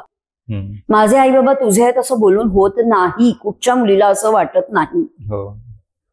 So it becomes as a man, as a provider, you need to take the initiative, the courage to give the security to your wife. Simple. तर एखाद्या हस्बंडला एखाद्या वाईफ कडनं काय एक्सपेक्टेशन असतात, किंवा एखाद्या वाईफला एखाद्या हस्बंड कडनं काय एक्सपेक्टेशन असतात आपल्या मॅरेज? आता हे लव्ह मॅरेज असो की अरेंज मॅरेज असो, लग्न झाल्यानंतर बायको आणि नवरा ह्या रोलमध्ये तुम्ही जाता. बायकोला मिनिमम अपेक्षा असते की त्यांनी मला समजून घ्यावं, म्हणजे मी कुठच्या स्टेजमध्ये तुझ्या घरामध्ये आहे, कुठे राहतीये, कसं मॅनेज करते, माझ्या आधीच्या सवयी काय होत्या, त्या सगळ्या बदललेल्या आहेत, राईट. मग ह्या सवयी बदलताना मलाही थोडासा त्रास होतोय, मी ऍडजस्ट होताना टाइम घेतेय, तर मला एकदम सगळा कम्फर्टच्या नावाखाली सगळं फोर्स नको करूस, मला समजून घे. मी कदाचित स्लो असू शकेन काही गोष्टी शिकायला, जेवण करण्याची सवय नसेल, त्याच्यामुळे मला जेवण नसेल येत, ठीक आहे, मी नुसता चहा चांगला बनवत असेल, तर इनिशियली छोट्या छोट्या गोष्टींचं अप्रिसिएशन करणं ही तुझी जबाबदारी आहे, बिईंग अ नवरा. कारण तू जर मला अशा प्रकारे व्हॅल्यू आणि रिस्पेक्ट दिलास तरच तुझ्या घरातले त्यांना तो मेसेज जातोय की माझी बायको, तिला रिस्पेक्ट मिळाला पाहिजे घरामध्ये. बरोबर. बरोबर आहे. हा पहिला मुद्दा. आणि रिस्पेक्ट आणि व्हॅल्यू देण्यासाठी म्हणून नवऱ्याकडे तेवढं करेज पाहिजे. नवराच आई वडिलांच्या इन्फ्लुएन्स खाली ममाज बॉय म्हणून असेल तर तो काय इनिशिएटिव्ह घेणार, तो काय करेज दाखवणार, हे बेसिक अपेक्षा मुलीची असते. आता मुलांचं म्हणाल तर मुलं न्यूलीवेड हजबंड झाल्यानंतर त्यांची अशी अपेक्षा असते की थोडासा घरामध्ये शांतता आणणारी ऍडजस्टमेंट तू लवकरात लवकर कर, म्हणजे घरामध्ये शांतता राहील. माझे आई वडील फार काही कटकट आहेत असं नाही, पण ते जे सांगतात ते जरा फॉलो तर कर ना, बाकी मी तुझाच आहे. So they just want her to adapt to new things. की नवीन गोष्टींची तू पटकन अडॅप्ट करून घे जे काही आहे ते, आणि बाकी तू बेडरूम मध्ये मला कंप्लेंट वगैरे काही असं काही फार नको करू, अशी त्यांची अपेक्षा असते. होत नाही तसं, पण ती अपेक्षा असते. आणि ह्याच्यातनं त्यांना काय हवं असतं तर फक्त अश्युरन्स हवा असतो की तू माझी आहेस, तू माझ्या बरोबर आहेस. फक्त कधी कधी अप्रोच त्यांचा चुकतो, कारण मग ते फोर्सफुली सांगतात की तुला ऐकलंच पाहिजे, माझ्या आईचा तू डिसरिस्पेक्ट केलास किंवा वडिलांचा डिसरिस्पेक्ट केलास, मग ती प्रायोरिटी ते देऊ शकत नाहीत बायकोला. कारण परत लॅक ऑफ अंडरस्टँडिंग त्यांचं असतं बायको म्हणजे तिच्यासाठी म्हणून. तर ते अंडरस्टँडिंग त्यांनी ठेवलं जे तिची बेसिक नीड आहे, तर ती सुद्धा त्याला अप्रिसिएशन देईल. नंबर 1 जे पुरुषाला हवंय. सो पुरुषाला अप्रिसिएशन हवंय आणि अडॅप्टेशन हवंय की तू ऍडजस्ट करून घे आणि तू जे काय आहे त्याच्यामध्ये अप्रिशिएट कर की येस तुम्हाला, तुझ्याबरोबर मी सुखात आहे, तुझ्याबरोबर मी ओके आहे आता. भले आपलं नातं अजून फुलतंय, नवीन आहे, पण I am there for you. म्हणजे ह्याच्यात सफरिंग, ऍडजस्टमेंट, खूप कॉम्प्रोमाइज असं मी नाही म्हणत आहे. तसं असेल तर तुम्ही बेडरूम मध्ये येऊन नवऱ्याला कम्युनिकेशन करून सांगू शकता की बाबा रे मला असं नाही, असा त्रास होतोय. आणि बोलताना दोघंही तुम्ही त्या सासूशी, सासऱ्यांशी म्हणजे त्याच्या आई वडिलांशी बोलू शकता, एकटा नाही. कारण तो एकटा काहीतरी वेगळं सांगणार, त्याचे आई वडील त्याला वेगळं सांगणार, तो येऊन तुला वेगळं सांगणार. ह्यापेक्षा क्लॅरिटी ठेवा. म्हणून कित्येक वेळेला मी सांगते पॉडकास्ट मधनं, लग्नाच्या आधी ह्याची खबरदारी घ्या. आधीच तुमचा जो काही म्हणजे तुम्ही काम केलेलं असेल नात्यावरती, तर तुम्हाला ती क्लॅरिटी येते आणि नंतरचे जे पडसाद आहेत ना ते तुम्हाला चांगले मिळतात. कारण क्लॅरिटी तुम्ही आधीच दिलेली असते, कन्फ्युजन नसतं, which is a best thing. आपण हजबंड वाईफच्या रिलेशन बद्दल बोललो, आता सासू सुनेच्या रिलेशन बद्दल बोलूया. म्हणजे सासू सुनेमध्ये जर वाद होत असेल तर ते कसं कमी करावं, किंवा हजबंडनी स्वतःचा पार्ट कसा प्ले करावा त्या केसमध्ये? इथे मुद्दा असा येतोय की जर का त्या नवऱ्याला मध्ये नाही पडायचं असं आपण बघूया की तुम्ही दोघी बघा आणि तुम्ही दोघी मॅनेज करा, तर तिथे ते 10-15 मिनिटं 20 मिनिटाच्या वरती भांडण नाही टिकता कामा. म्हणजे दोघींमध्ये अंडरस्टँडिंग आहे आणि कोणी ना कोणीतरी माफ करताय, सोडून देते गोष्ट आणि पुढे जात आहे. जर का हे नाही होत आहे असं, याचा अर्थ नवऱ्याला हे कळायला पाहिजे because the lady, because the wife is not connected with him, किंवा तिला त्या घरामध्ये सेफ नाही वाटत आहे, त्या नात्यामध्ये त्याच्याबरोबर सिक्युअर्ड नाही वाटत आहे, म्हणूनच ती छोटीशी जरी गोष्ट झाली तरी सुद्धा ती कंप्लेंट करते आईची, मोठी छोटी कुठलीही असेल तरी, कारण तिला तुझ्याबरोबरच सिक्युअर्ड नाही वाटत आहे. सो सासू सुनेचं भांडण हे कॉन्सिक्वेन्स आहे. रूट इश्यू मात्र वेगळा आहे. रूट इश्यू आहे तुम्हा दोघांमधलं बॉन्डिंग. तुम्हा दोघांमध्ये जर कनेक्शन नसेल तर तेवढा समजूतदारपणा ती पण नाही दाखवणार. तुम्हा दोघांमध्ये कनेक्शन नसेल तर तू सुद्धा तेवढा ऍक्सेप्टन्स तिला नाही दाखवणार. त्यामुळे तू हलक्या कानाचा असशील आणि आई जे सांगेल त्याच्यावर विश्वास ठेवशील. कारण माझी आई नेहमीच करेक्ट असते, माझे वडील नेहमीच करेक्ट असतात. सो अशापेक्षा आधी पहिलं दोघांचं नातं जसं मगाशी तसंच आहे, कनेक्शन बिल्ड करा. सासू सुनेचं भांडण हे एक कॉन्सिक्वेन्स आहे, तो रिपेअर केला जाऊ शकतो जर तुम्हा दोघांचं घट्ट असेल. आता थोडं लग्नाच्या आधी जाऊया. म्हणजे आता एखाद्याला समजा लग्नच करायचंच नाही किंवा इच्छाच नाही, पण ते जे पॅरेंट्स फोर्स करतात किंवा तुझं वय झालं आता तू लग्न करायलाच पाहिजे, तर त्या केसमध्ये त्यांनी किंवा तिने काय करावं? नका करू, नका करू, नका करू, खरंच नका करू. कशामुळे? आई वडिलांच्या फोर्समध्ये, सोसायटल प्रेशरमध्ये लग्न करू नका. कारण जर तुमची तयारी नाहीये लग्न करायची तर लग्नाच्या रस्त्याला का जा, असा साधा मुद्दा आहे. तुमची तयारीच नाहीये लग्न करायची, कारण you not fully mentally emotionally prepared for it. नुसता पैसा नाही ना लागत, कारण किंवा नुसतं प्रेमही नाही लागत लग्नाला, या बाकीच्या सगळ्या गोष्टी लागतात. मग ह्याच्यासाठी जर का तुमच्याकडे तेवढं धैर्य नाहीये, डिसिजन मेकिंग नाहीये, अडॅप्टेबिलिटी नाहीये, ऍक्सेप्टन्स, अंडरस्टँडिंग या गोष्टींची कमी आहे तुमच्यामध्ये, तुम्ही स्वतः ब्रेकअप मध्ये हील झालेले नाही आहात, तुम्हाला कळत नाहीये की नक्की काय करायला पाहिजे ह्यामध्ये, तर मग त्या रस्त्याला का जा? नका लग्न करू. अगदी साधं ठेवा ते, नका लग्न करू. पण तुम्हाला एकत्र राहून बघायचंय, तुम्ही लिव्ह इन मध्ये राहू शकता. तुम्ही लिव्ह इन मध्ये राहू शकता ना, डेफिनेटली राहू शकता. ते लिव्ह इन मध्ये राहिल्यानंतर तुम्हाला जे अनुभव येत आहेत त्याच्यातनं जर का तुम्हाला वाटतंय की नाही we are good to go with लग्न, मग तुम्ही तुमचा संसार थाटा. कुठच्याही नात्याला ना आदित्य बेस हा असतोच असतो. तो बेस बिल्ड केल्याशिवाय तुम्ही जंप मारू नका. लग्न करणं आई वडिलांच्या अंडर इन्फ्लुएन्स येऊन किंवा सोसायटीमध्ये वय वर्ष 32 झालंय, 28 झालंय, 29 झालंय, 35 झालाय म्हणून लग्न करा, ह्याला अर्थ नाही. कारण तुम्ही स्वतःचाच बेस नाही बनवलाय, तुम्ही स्वतः आतून खमके नाही आहात. बरोबर? एक सेल्फ रिस्पेक्ट, सेल्फ व्हॅल्यू कशाशी खातात हे कळलं पाहिजे. स्वतःचा स्टँड घेता आला पाहिजे. इंडिपेंडन्स कुठे वापरायचा, कुठे नाही याचं ज्ञान पाहिजे. कुठे बोलायचंय, कसं बोलायचंय, किती बोलायचंय याचं ज्ञान पाहिजे.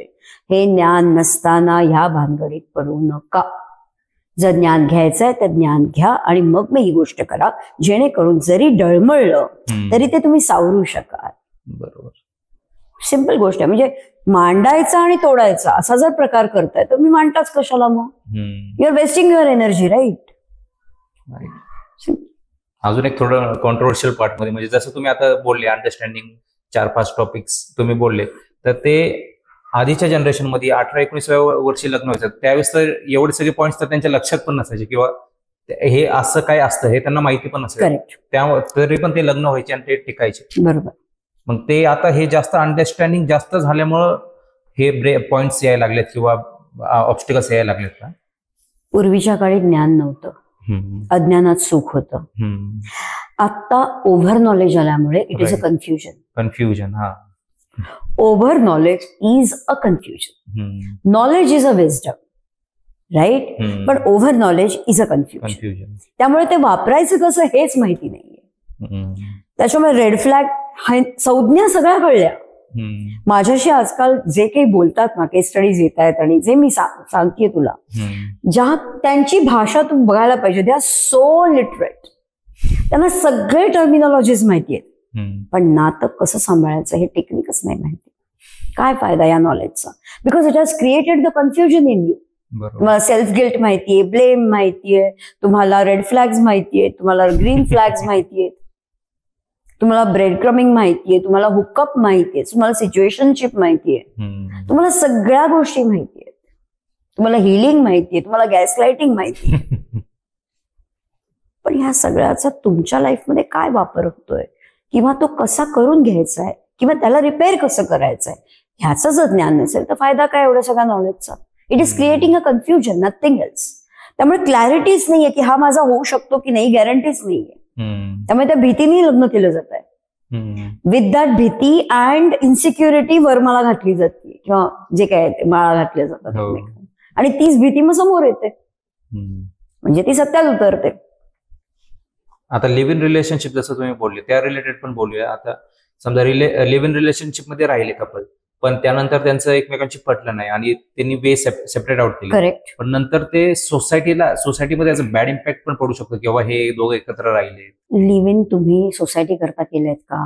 नाही, मी स्वतःसाठी केल्यात की नाही. जस्ट टू एक्सपिरियन्स आवरसेल्व्स की आपली ट्युनिंग होतीये की नाही, आपलं डेली लाईफ एकमेकांबरोबर मॅच होत आहे की नाही. प्रत्येक गोष्ट तपासता, त्याप्रमाणे तुम्ही आता नातं तपासून बघताय असं आपण म्हणूया.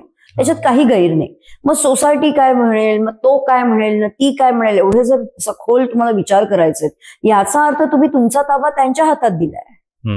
तुमचा ताबा तुमच्या हातात पाहिजे, की आम्ही राहून बघतोय नेक्स्ट 3 वर्ष म्हण, वर्षभर म्हण, व्हॉट एव्हर इट इज, जो काही नंबर असेल तुमचा, पण आम्ही राहून बघतोय. पटलं तर ठीक आहे, आम्ही पुढे जाऊ. नाही पटलं तर आम्ही अपार्ट होऊन जाऊ.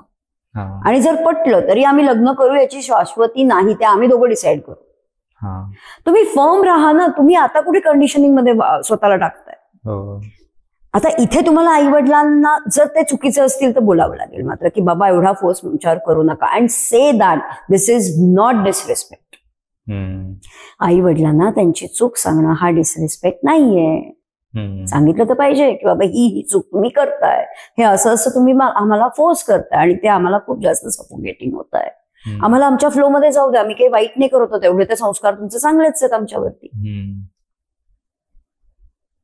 सो इथे वेस्टर्न कल्चरला कुठे आपण फॉलो करण्यापेक्षा आपण स्वतः भक्कम होतोय, बेसिक गोष्ट. आणि पुढचा प्रवास मग तो तुम्ही डिसिजन घ्या. म्हणजे आता समजा एक मेल किंवा एक फिमेल म्हणजे आधी रिलेशनशिप मध्ये नाहीयेत, पण त्यांना लग्न करायची इच्छाच नाहीये, म्हणजे असं तसं म्हणजे लग्न न करणं हे बरोबर आहे का, किंवा लग्न हे चांगलं आहे का? म्हणजे मी कसं सांगू, म्हणजे असं जर मी असं सांगितलं तर मग मी जज केल्यासारखं होईल ना, आणि मी तर कधीच जज करत नाही, करणारच नाही.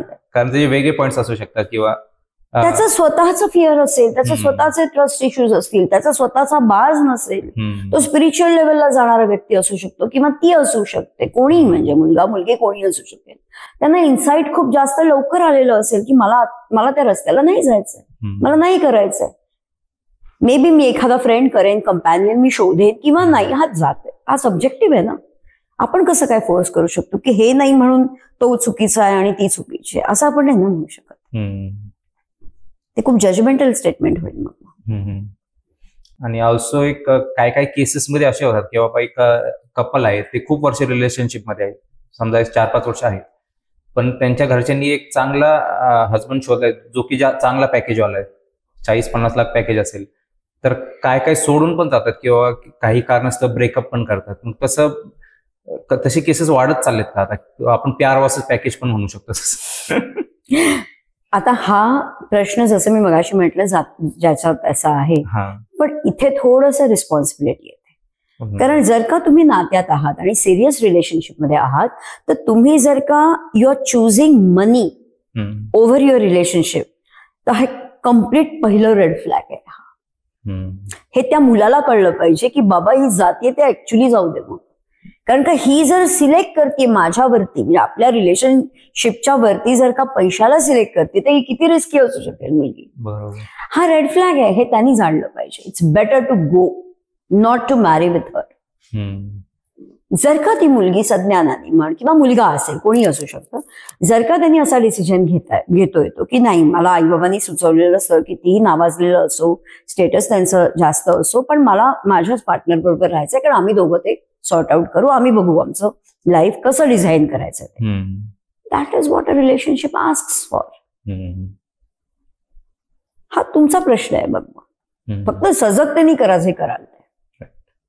कारण तुम्ही खोट्याने जर का ते केलं, इथे ब्रेकअप केलात आणि नंतर तुम्ही त्या पैशाच्या मागे लागून म्हण किंवा आईवडिलांच्या इन्फ्लुएन्स मध्ये येऊन म्हण त्या श्रीमंत मुलाशी लग्न केलं, आता तू विचारलंस तसं, तर कुठेतरी त्याला कॉम्प्रोमाइज तुम्हाला पुढे करावंच लागणार. कारण इथे तुम्ही दुखावलत ना त्या माणसाला, ज्याच्याबरोबर तुम्ही 5-7 वर्ष रिलेशनशिप मध्ये होता. त्याचे कॉन्सिक्वेन्सेस तुम्हाला भोगायला लागणारच आहेत, म्हणजे ते तर 100% आहे. आता इन केस समजा कपल असेल, ते 4-5 वर्ष रिलेशनशिप मध्ये राहिलेत, फिजिकल पण झालेत, पण आफ्टर दॅट ते त्यांचा एक हेल्दी ब्रेकअप झाले आणि आफ्टर दॅट त्यांचं लग्न ठरले. मग आता होणाऱ्या हस्बंड किंवा होणाऱ्या वाईफ संघ त्यांनी आधीच्या रिलेशनशिप बद्दल सांगावं का? ऑफकोर्स सांगावं, ऑफकोर्स सांगायला पाहिजे. कारण जेवढी क्लॅरिटी आधी ठेवाल तेवढा त्याचा ऍक्सेप्टन्स लेवल जास्त असतो. परत एकदा रिपीट करते, लग्नाच्या आधी जेवढी क्लॅरिटी द्याल तेवढा ऍक्सेप्टन्स जास्त असतो. कारण नंतर गृहीत धरणं वाढतं. लग्न झाल्यानंतर एक हक्क येऊन जातो, त्यामुळे गृहीत धरणं वाढतं, त्यामुळे ऍक्सेप्टन्स पटकन नाही राहत. त्यापेक्षा लग्नाच्या आधीच सगळ्या गोष्टी सांगा की हे असं असं आहे, माझं हे इतकी वर्ष रिलेशनशिप होतं आणि त्याच्यात आम्ही हेल्दी ब्रेकअप केला, आम्ही कुठेही सोशल मीडियावरती आता ऍक्टिव्ह नाही आहोत, एकमेकाची कनेक्टेड नाही आहोत, त्याचा नंबरही मी कधीच डिलीट केला आणि गेल्या 3-3.5 वर्षात त्यांनी कधीही कॉल नाही केलाय, मला भेटायचा प्रयत्न नाही केलाय किंवा तिने नाही केलाय, what ever it is. Give the clarity. ह्यानी तुम्ही किती भक्कम आहात, तुम्ही किती काम केलंय तुमच्या स्वतःवरती, हा मेसेज तुम्ही तुमच्या पार्टनरला आणि त्याच्या नातेवाईकांना देता. आता नंतर त्यांनी जर का ह्याच्यावरनं ताने मारले किंवा नंतर त्यांनी हे ॲज अ बुमरँग म्हणून तुमच्यावर यूज केलं, तर always you have an option की मी ही गोष्ट तुम्हाला आधी सांगितलेली होती, लपवलेली नाही. तर तुम्ही त्याच्यावरती काम नाही केलं किंवा तुमची ऍक्सेप्टन्स लेवल कमी होती, याला मी जबाबदार नाही. आता ती ऍक्सेप्टन्स लेवल वाढवा तुम्ही. कारण मला नातं तोडायचं नाहीये, कारण का मी नातं तोडण्यासाठी लग्न केलंच नाहीये. हा स्टँड घेणं आदित्य फार गरजेचं आहे, जो मुली घेत नाहीत. त्या खूप इझिली ब्रेकअप करतात, अरे किंवा गिल्टमध्ये जातात. अच्छा मी सांगितलं म्हणजे चूक केली बहुतेक. अजिबात नाही. क्लॅरिटी द्यायला काहीच हरकत नाहीये. हा मग स्थळ चांगलं आहे म्हणून मग मी हे सांगत नाही किंवा घरातले सांगतात. कारण की भीती असते, लग्न तुटेल. मेन म्हणजे नातेवाईकांमुळे मुद्दा काय चाललाय माहितीये का, लग्न तुटलेलं एक वेळ परवडलं, पण संसार नाही तुटता कामा. आणि गंमत आता अशी होतीये की मॅरेजेस आर गेटिंग डिव्होर्स्ड. लग्न नाही तोडत आहेत, लक्षात घे, लग्नाचे डिव्होर्स नाही होत आहेत, संसाराचे डिव्होर्स होत आहेत. कारण वेडिंग आणि मॅरेज मध्ये फरक आहे ना राजा. हो, ते फरक पण. वेडिंग म्हणजे लग्न आहे तुझं आणि संसार म्हणजे तुझं मॅरेज आहे, जे नेक्स्ट डे पासून सुरुवात होते. काय काय काय परत एकदा सांगते, वेडिंग 1 दिवसाचं आहे, लग्न ही 1 दिवसाचं आहे. संसार दुसऱ्या दिवशीपासून सुरू होतो, which is called as wedding turns into marriage. बरोबर. डिव्होर्स कोणाचे होत आहेत सांग, मॅरेजेसचे होत आहेत. कारण संसार सुरू झाल्यानंतर तो जपता येत नाहीये, सांभाळता येत नाहीये, टेक्निक माहिती नाहीये. वेडिंग तर तामझाम छान होत आहे ना, मस्त. त्यामुळे weddings are only for celebration. Marriages are getting divorced, weddings are not divorce. लग्न एका दिवसाचं आहे ना. लग्न हे 1च दिवसाचं असतं, संसार पुढचा असतो. त्यामुळे जर तुमचे डिव्होर्सेस होत आहेत तर ते संसाराचे होत आहेत. मग तुम्ही जर लग्नासाठी प्रिपेअर्ड आहात 1 दिवसाच्या, का संसारासाठी प्रिपेअर्ड आहात, हे आधी स्वतःला विचारा. त्याशिवाय त्या रस्त्याला जाऊ नका. आता थोडं 25 to 30 एज ग्रुप मधल्या मुलांसाठी प्रश्न विचारूया, रिलेटेड टू डेटिंग. आता डेटिंग कल्चर बद्दल तुम्ही थोडं सांगू शकाल? म्हणजे आताची जेनझी जनरेशन, जेनझी म्हणू शकतो आपण, तर त्यांचं आता हुकअप्स कल्चर म्हणा किंवा डेटिंग ऍप्स म्हणा किंवा ब्लाइंड डेटिंग असे खूप वाढत चाललेत. तर ते असं सोसायटीमध्ये बॅड इम्पॅक्ट पडतात, ते कसं वाटतं? नक्कीच पडतोय. अच्छा. आता त्यामुळे काय होतंय, सोसायटी किंवा सोसायटीमधले आमच्या एज ग्रुपची लोक, जनरेशन वाय किंवा आय वुड से त्याच्या आधीचे लोक, म्हणजे आजी आजोबा म्हण किंवा आमच्याहूनही प्रौढ जी पिढी आहे, हे फक्त त्यांच्या नावाने काय म्हणता येईल, त्यांना दोष देऊ शकतात, त्यांना बोलू शकतात, चूक आहे हे सांगू शकतात, बरोबर. पण त्यावर सोल्युशन पाहिजे ना, नाही तर ही पिढी भरकटत अजून जाणारच आहे. मिलेनियल्स थोडक्यात सावरलेत की ऍटलिस्ट त्यांना नातं लग्न इथपर्यंत ते स्टिक आहेत. ते फार सिच्युएशनशिप किंवा हुकअप कल्चरमध्ये अडकले नाहीये. पण त्याच्या पुढचे म्हणजे तुमच्या पुढची पिढी जेनझी जी आहे ती मात्र ह्याच याच्यामध्ये वावरती. Situationship, hookup, dating, that's it. Very few are going towards a serious relationship. याचं कारण पेशन्स खूप कमी आहे, बरोबर. इम्पल्सिव्हनेस इतका जास्त आहे, जजमेंटल ॲटिट्यूड पण आहे, आणि सगळंच त्या रील सारखं स्क्रोल करण्याचा जो टाइम लिमिट कमी झालाय की नाही, काय म्हणतात त्याला, कॅच टाइम नाही, त्याला काहीतरी म्हणतात, म्हणजे जे ड्युरेशन आहे वॉच टाइम, तो वॉच टाइम कसा कमी झालाय. पहिली 3 सेकंद रील मधलं पहिलं 3 सेकंद छान झाले पाहिजे तर तुमचं रील मस्त हिट वगैरे होतं किंवा व्हायरल होतं. नात्यात नाही ना असं होत. सॅडली नात्यामध्ये होत नाही असं. जेव्हा तुम्ही हुकअप करताय तेव्हा तुम्ही बॉडीज हॅव द मेमरीज, तुम्ही एकमेकांबरोबर फिजिकलच्याच हेतूनी भेटताय आणि you keep on exchanging your sex partners, ज्यातनं तुम्हाला as a human being emotionally problem होणार आहे, जे तुम्हाला आता कळत नाहीये. पण तुम्ही ह्या फिजिकली इंटिमेट होण्याला किंवा सेक्स करण्याला एक हेल्दी एक्सरसाइज म्हणून घेताय. ठीक आहे, okay, it is an exercise, चलो ठीक आहे. पण when you change your sex partners, you need to understand you are dealing with the emotions also of that person. Even though chill emotion नाही आणायच्या, फक्त हुकअप आहे असं नाही होत ना. एकदा, दोनदा, 3दा, 5, 10, 15 कितीतरी एक्सपिरियन्सेस तुम्ही जेव्हा घेता तेव्हा ते पाइलअप होतं की तुम्ही त्या प्रत्येक बॉडीची मेमरी कॅरी करता तुमच्या बरोबर, आणि तुम्ही स्वतःच्या पायावर धुंडा मारता आणि स्वतः कन्फ्यूज राहता. कारण कुठेतरी तुम्ही एकटे असताना हा प्रश्न विचारता, अरे तो तसा, ती तशी, त्यांनी तसं, त्यांनी हे बोलणारच की नाही सेल्फ टॉक मध्ये. तिथे तुम्ही केऑटिक होऊन जाताय. हे झालं हुकअप बद्दल. सिच्युएशनशिप मध्ये तर गडबडच आहे की तो मी जसं मागे म्हटलंय तसं इट्स लाईक अ हँगर, इट्स लाईक हँगिंग थिंग्स. धड घरकाना घाटका असतात तशा प्रकारे, धड फ्रेंडशिप पण नाही आणि धड relationship. So friends with benefit ही संज्ञा तिथून आली, राईट. म्हणजे कुठे चाललेत बघ ना. म्हणजे जस्ट बिकॉज आपला भारतीयांचा स्वतःच्या संस्कृतीबद्दल विश्वास नसल्यामुळे किंवा कमी असल्यामुळे वेस्टर्न कल्चरला आहा म्हणून तुम्ही कॉपी करताय, which is of no use. म्हणजे जेव्हा इन पर्सन जाऊन मी आली तिकडनं, आत्ताच मी 1 महिन्याभरापूर्वी US मधनं आले, साधारण महिनाभर 1.25 महिना तिथे होते. त्याच्या आधी कॅनडाला 6 महिने राहून आले. तर हे सगळे तिथे जाऊन डीप लेवलवरती काम करून, रिसर्च करून, बोलून मग मी हे बोलते आता. ह्याचा ऍब्सोल्युटली उपयोग नाहीये, कारण तीच लोक केऑटिक आहेत, तीच लोक कन्फ्युज्ड आहेत. म्हणून जे काही ड्रग्सचं प्रमाण असेल किंवा बाकी कुठच्या गोष्टींचं प्रमाण असेल जास्त वाढलंय, आणि खूप जास्त 40s नंतर डिप्रेशन येत आहे त्यांना, कारण तिथपर्यंत त्यांच्या अंगात भली उमेद असते हे सगळं करायची, आणि नंतर मग त्यांना कंपॅनियन नाही ह्याचं दुःख त्यांना खूप जास्त खातं. बेसिकली आपल्याकडे बऱ्यापैकी कंट्रोलमध्ये गोष्टी चालल्यात, तर we need to stop this blind dating. आणि आता आपल्याकडे बघायला गेलं तर मिक्सर्स चालू झालेत, डेटिंग मिक्सर्स, म्हणजे मेळावेच आहेत ते, हो की नाही. मग त्याच्यातनं तुम्ही काय करताय, तुम्ही अपॉर्च्युनिटी क्रिएट करताय, विच इज ओके. पण त्या अपॉर्च्युनिटी मधनं जी काही मुलांना तुम्ही संधी देताय त्यांना हेच माहिती नाही की डेटिंग करायचं कसं.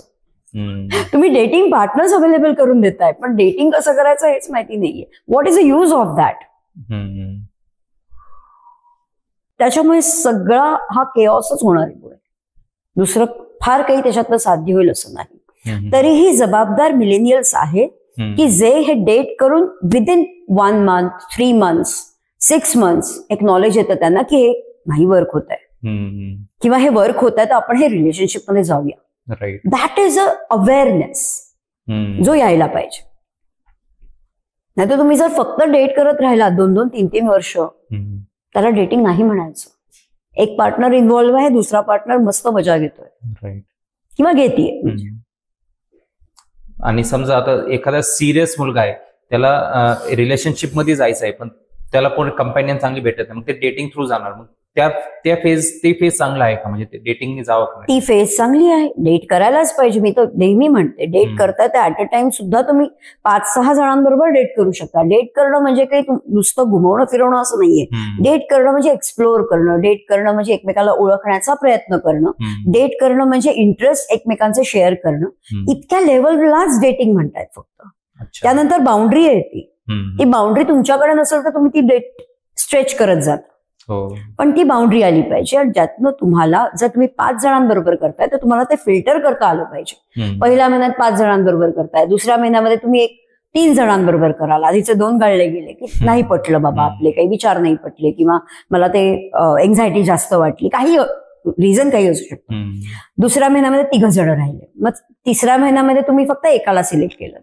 मग त्याच्याबरोबर ते क्लिअर कम्युनिकेशन, ओपन कम्युनिकेशन पाहिजे की बाबा मला रिलेशनशिप मध्ये जायचंय, मी नुसती मजा म्हणून डेट करत नाहीये, तर तू रेडी आहेस का? जर ती मुलगी हो म्हणते तर पुढे चला, नसेल तर परत तेच पहिले पाढे 55, 5, 3, 1 असं तुम्ही करू शकता.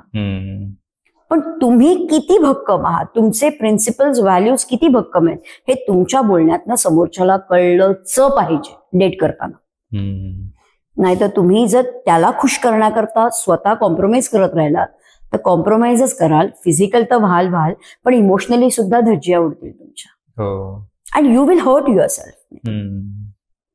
आता रिलेशनशिप मध्ये येण्यासाठी किंवा डेट करण्यासाठी एखादी मुलगी एका मुलामध्ये काय शोधते, म्हणजे एखाद्या मुलांनी काय केलं पाहिजे जेणेकरून ती मुलगी इम्प्रेस होईल? सर्वात पहिली गोष्ट, आपण डेटिंग फेज बद्दल बोलतोय नाही का, आपण मॅरेजचं मगाशीच बोलून झालं. तो डेटिंग फेज मध्ये एखादी मुलगी सर्वात पहिली गोष्ट रिस्पेक्ट शोधते. प्रत्येक मुलीला हा रिस्पेक्ट कळतो त्याच्या जेस्चर्स मधनं, बोलण्यातनं, उठण्यातनं. याचा अर्थ त्यांनीच फक्त पेमेंट करायचं आहे असं नाहीये, हेही लक्षात घ्या. ज्या मुली फक्त तुमच्याशी लाडात गोडात बोलून लाजून वगैरे तुमच्याकडनं सगळं काढतायत, that is a sign of gold digger. So हे सगळे नकोय आपल्याला. त्यामुळे मुलगी पहिली काय शोधते तर ती रिस्पेक्ट शोधते. ओके. मुलगा काय शोधतो हे आपण म्हटलं तर तो अप्रिसिएशन शोधतो की ऍटलिस्ट मी जे काही जेस्चर करतो त्याचं अप्रिसिएशन व्हायला पाहिजे. तो फिजिकल तेव्हाच होतो जेव्हा मुलगी अलाउ करते. खूप असे रेअर मुलगे असतील की जे त्या वेगळ्या इंटेन्शननी मुलीकडे बघतात आणि डायरेक्टली फिजिकल व्हायला बघतात. हे खूप कमी आहे आणि मी प्राऊडली सांगते हे कमी आहे, खूप जास्त नाहीये. कारण main, today's millennial men are very I would say generous, they give comfort and they R wise enough. ते हुशार आहेत, ते शिकलेले आहेत, त्यांना पक्क माहितीये की काय होऊ शकतं ते. मुलींनी ऍडव्हान्टेज घेत असतील मुली तर हेही तुम्हाला समजणं गरजेचं आहे मुलांना. सो सर्वात पहिली गोष्ट, तिला रिस्पेक्ट पाहिजे, त्याला अप्रिसिएशन पाहिजे. दुसरी गोष्ट ती जे बघते ते एक व्हॅल्यू देणं असतं. म्हणजे लेडीज फर्स्ट म्हण किंवा तुला काय हवंय ते सांग म्हण. जेस्चर्स मधनं तुमच्या ते कळतं. बरोबर. रिस्पेक्ट झाली, व्हॅल्यू झाली आणि त्याबरोबर you try to listen her very much. Girls like the listeners. कोणी म्हणजे गर्ल्स बॉईज दोन्ही मध्ये आहे, पण हे लिसनिंग पाहिजे, तेवढे पेशन्स तुमच्याकडे पाहिजे. आणि चौथी महत्वाची गोष्ट, फोकस अटेन्शन. की तू इथे बसलायस ना, माझ्या बरोबर आहेस ना, तर इथेच. मग त्यावेळेला तू मोबाईलमध्ये राहणं, त्यावेळेला तू आईचा फोन आला तर पटकन डिस्ट्रॅक्ट करून किंवा एक्सक्यूज देऊन बाहेर जाणं, इमर्जन्सी समजू शकते आपल्याला. पण असं जर वारंवार होत असेल तर दॅट डिमीन्स अ रिलेशनशिप. मुलीला सिक्युरिटी नाहीच मिळणार. आणि सेम गोज विथ मेन, की त्याला अप्रिसिएशन हवंय, त्याला सुद्धा एक रिस्पेक्ट हवाय डेफिनेटली. बरोबर.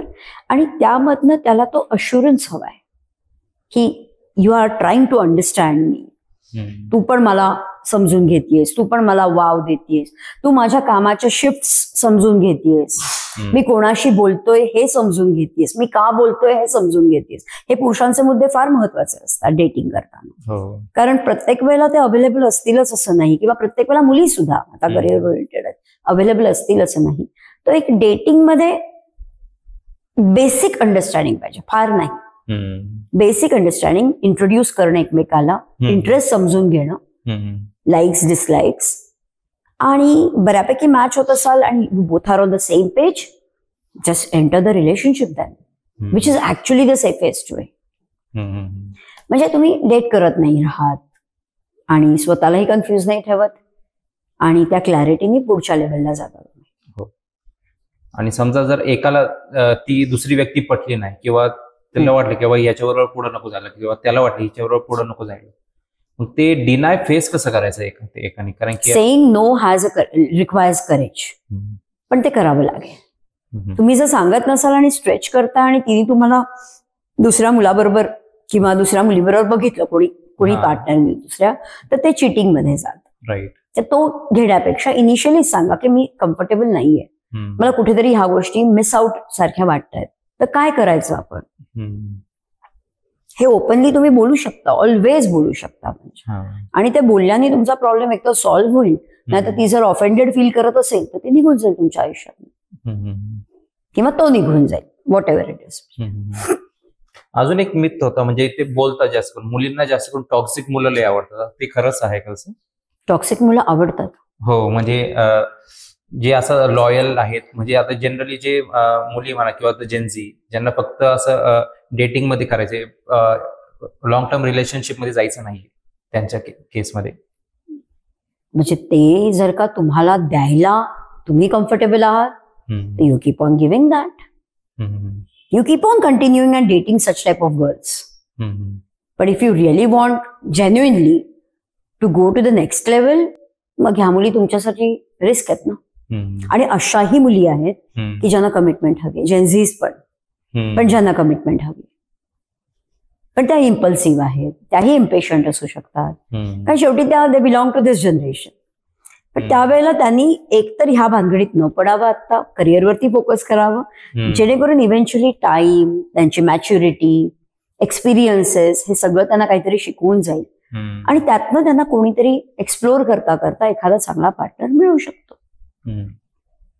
त्यात दोन पॉइंट्स आहेत. एक म्हणजे सगळ्यात पहिलं, जसं तुम्ही आधी चिटिंग म्हणले, तर एका पार्टनरनी चीट केलं तर ते दुसऱ्या पार्टनरनी त्याला फॉरगिव्ह करावं का? किंवा एखादा लग्न झाले तर लग्नानंतर पण समजा त्यांनी हजबंडनी वाईफला चीट केलं तर त्या वाईफनी हजबंडला फॉरगिव्ह करावं? Forgiveness is good for ourselves, it's not for others. So हे तुमच्यावरती डिपेंड आहे की खरंच तुम्हाला फॉरगिव्ह करावं असं वाटतंय की. It depends on the depth of the problem, किंवा डेप्थ ऑफ चिटिंगही म्हणूया आपण. म्हणजे चिटिंग आहे, किती झालं तरी काही सावरायची गरज नाही त्या गोष्टीत. जरी छोटंसं खोटं बोललं किंवा कुठेतरी तुम्ही मेसेज केलेला असेल आणि तुम्ही त्याला पकडलं, किंवा तुम्ही कोणाला फिरताना वगैरे पकडलं, ऑफिसमध्ये कलिग्स बरोबर एखादा डेट करतोय त्याला पकडलं, सो इथे तुम्ही समोरासमोर बसून क्लिअर कम्युनिकेशन करायला पाहिजे. बी it any phase, B it your I would say dating phase असेल, रिलेशनशिपची फेज असेल, सिरियस रिलेशनशिपची, किंवा तुम्ही मॅरिड जरी असाल तरी तुम्हाला हे विचारणं गरजेचं आहे की हे काय. आता हे जे आहे चिटिंग, हे वरचं रिपकशन आहे, हा कॉन्सिक्वेन्स आहे. कशाचा कॉन्सिक्वेन्स आहे हा? रूट इश्यू वेगळा असू शकतो. फॉर एक्झाम्पल, ती बायको नवऱ्याला खूप जास्त डाऊटफुल असेल सारखी, तर तिला कंटाळून तो मे बी इमोशनल सपोर्ट तो तिला देऊ शकत नाही, म्हणून तो बाहेर शोधतोय, हे एक कारण असू शकतं. काही बायका खूप जास्त इरिटेट करतात, प्रश्न भंडावून सोडवून त्या इग्नोर नाही करू शकत काही गोष्टी, आणि त्याच गोष्टींवरती भाडे म्हणजे त्याच गोष्टीवरती इरिटेट रिपीट करत राहतात. ते इरिटेटिंग होतं, मग नवरा अव्हॉइड करायला लागतो. बरोबर.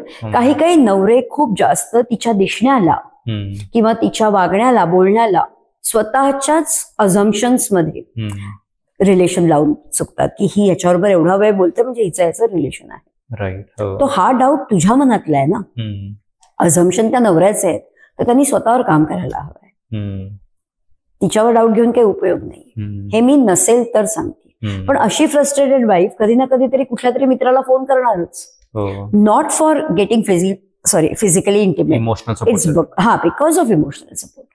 ते खूप इरिटेट होतं. एकच केस सांगते मी आता, ती दिल्लीची केस आहे. म्हणजे इथे मॅरिड वगैरे सगळं काही होतं आणि IT मधला नवरा होता आणि यांच्यामध्ये टाइमच नव्हता देत. ते क्वालिटी टाइम ऍब्सोल्युटली नव्हता.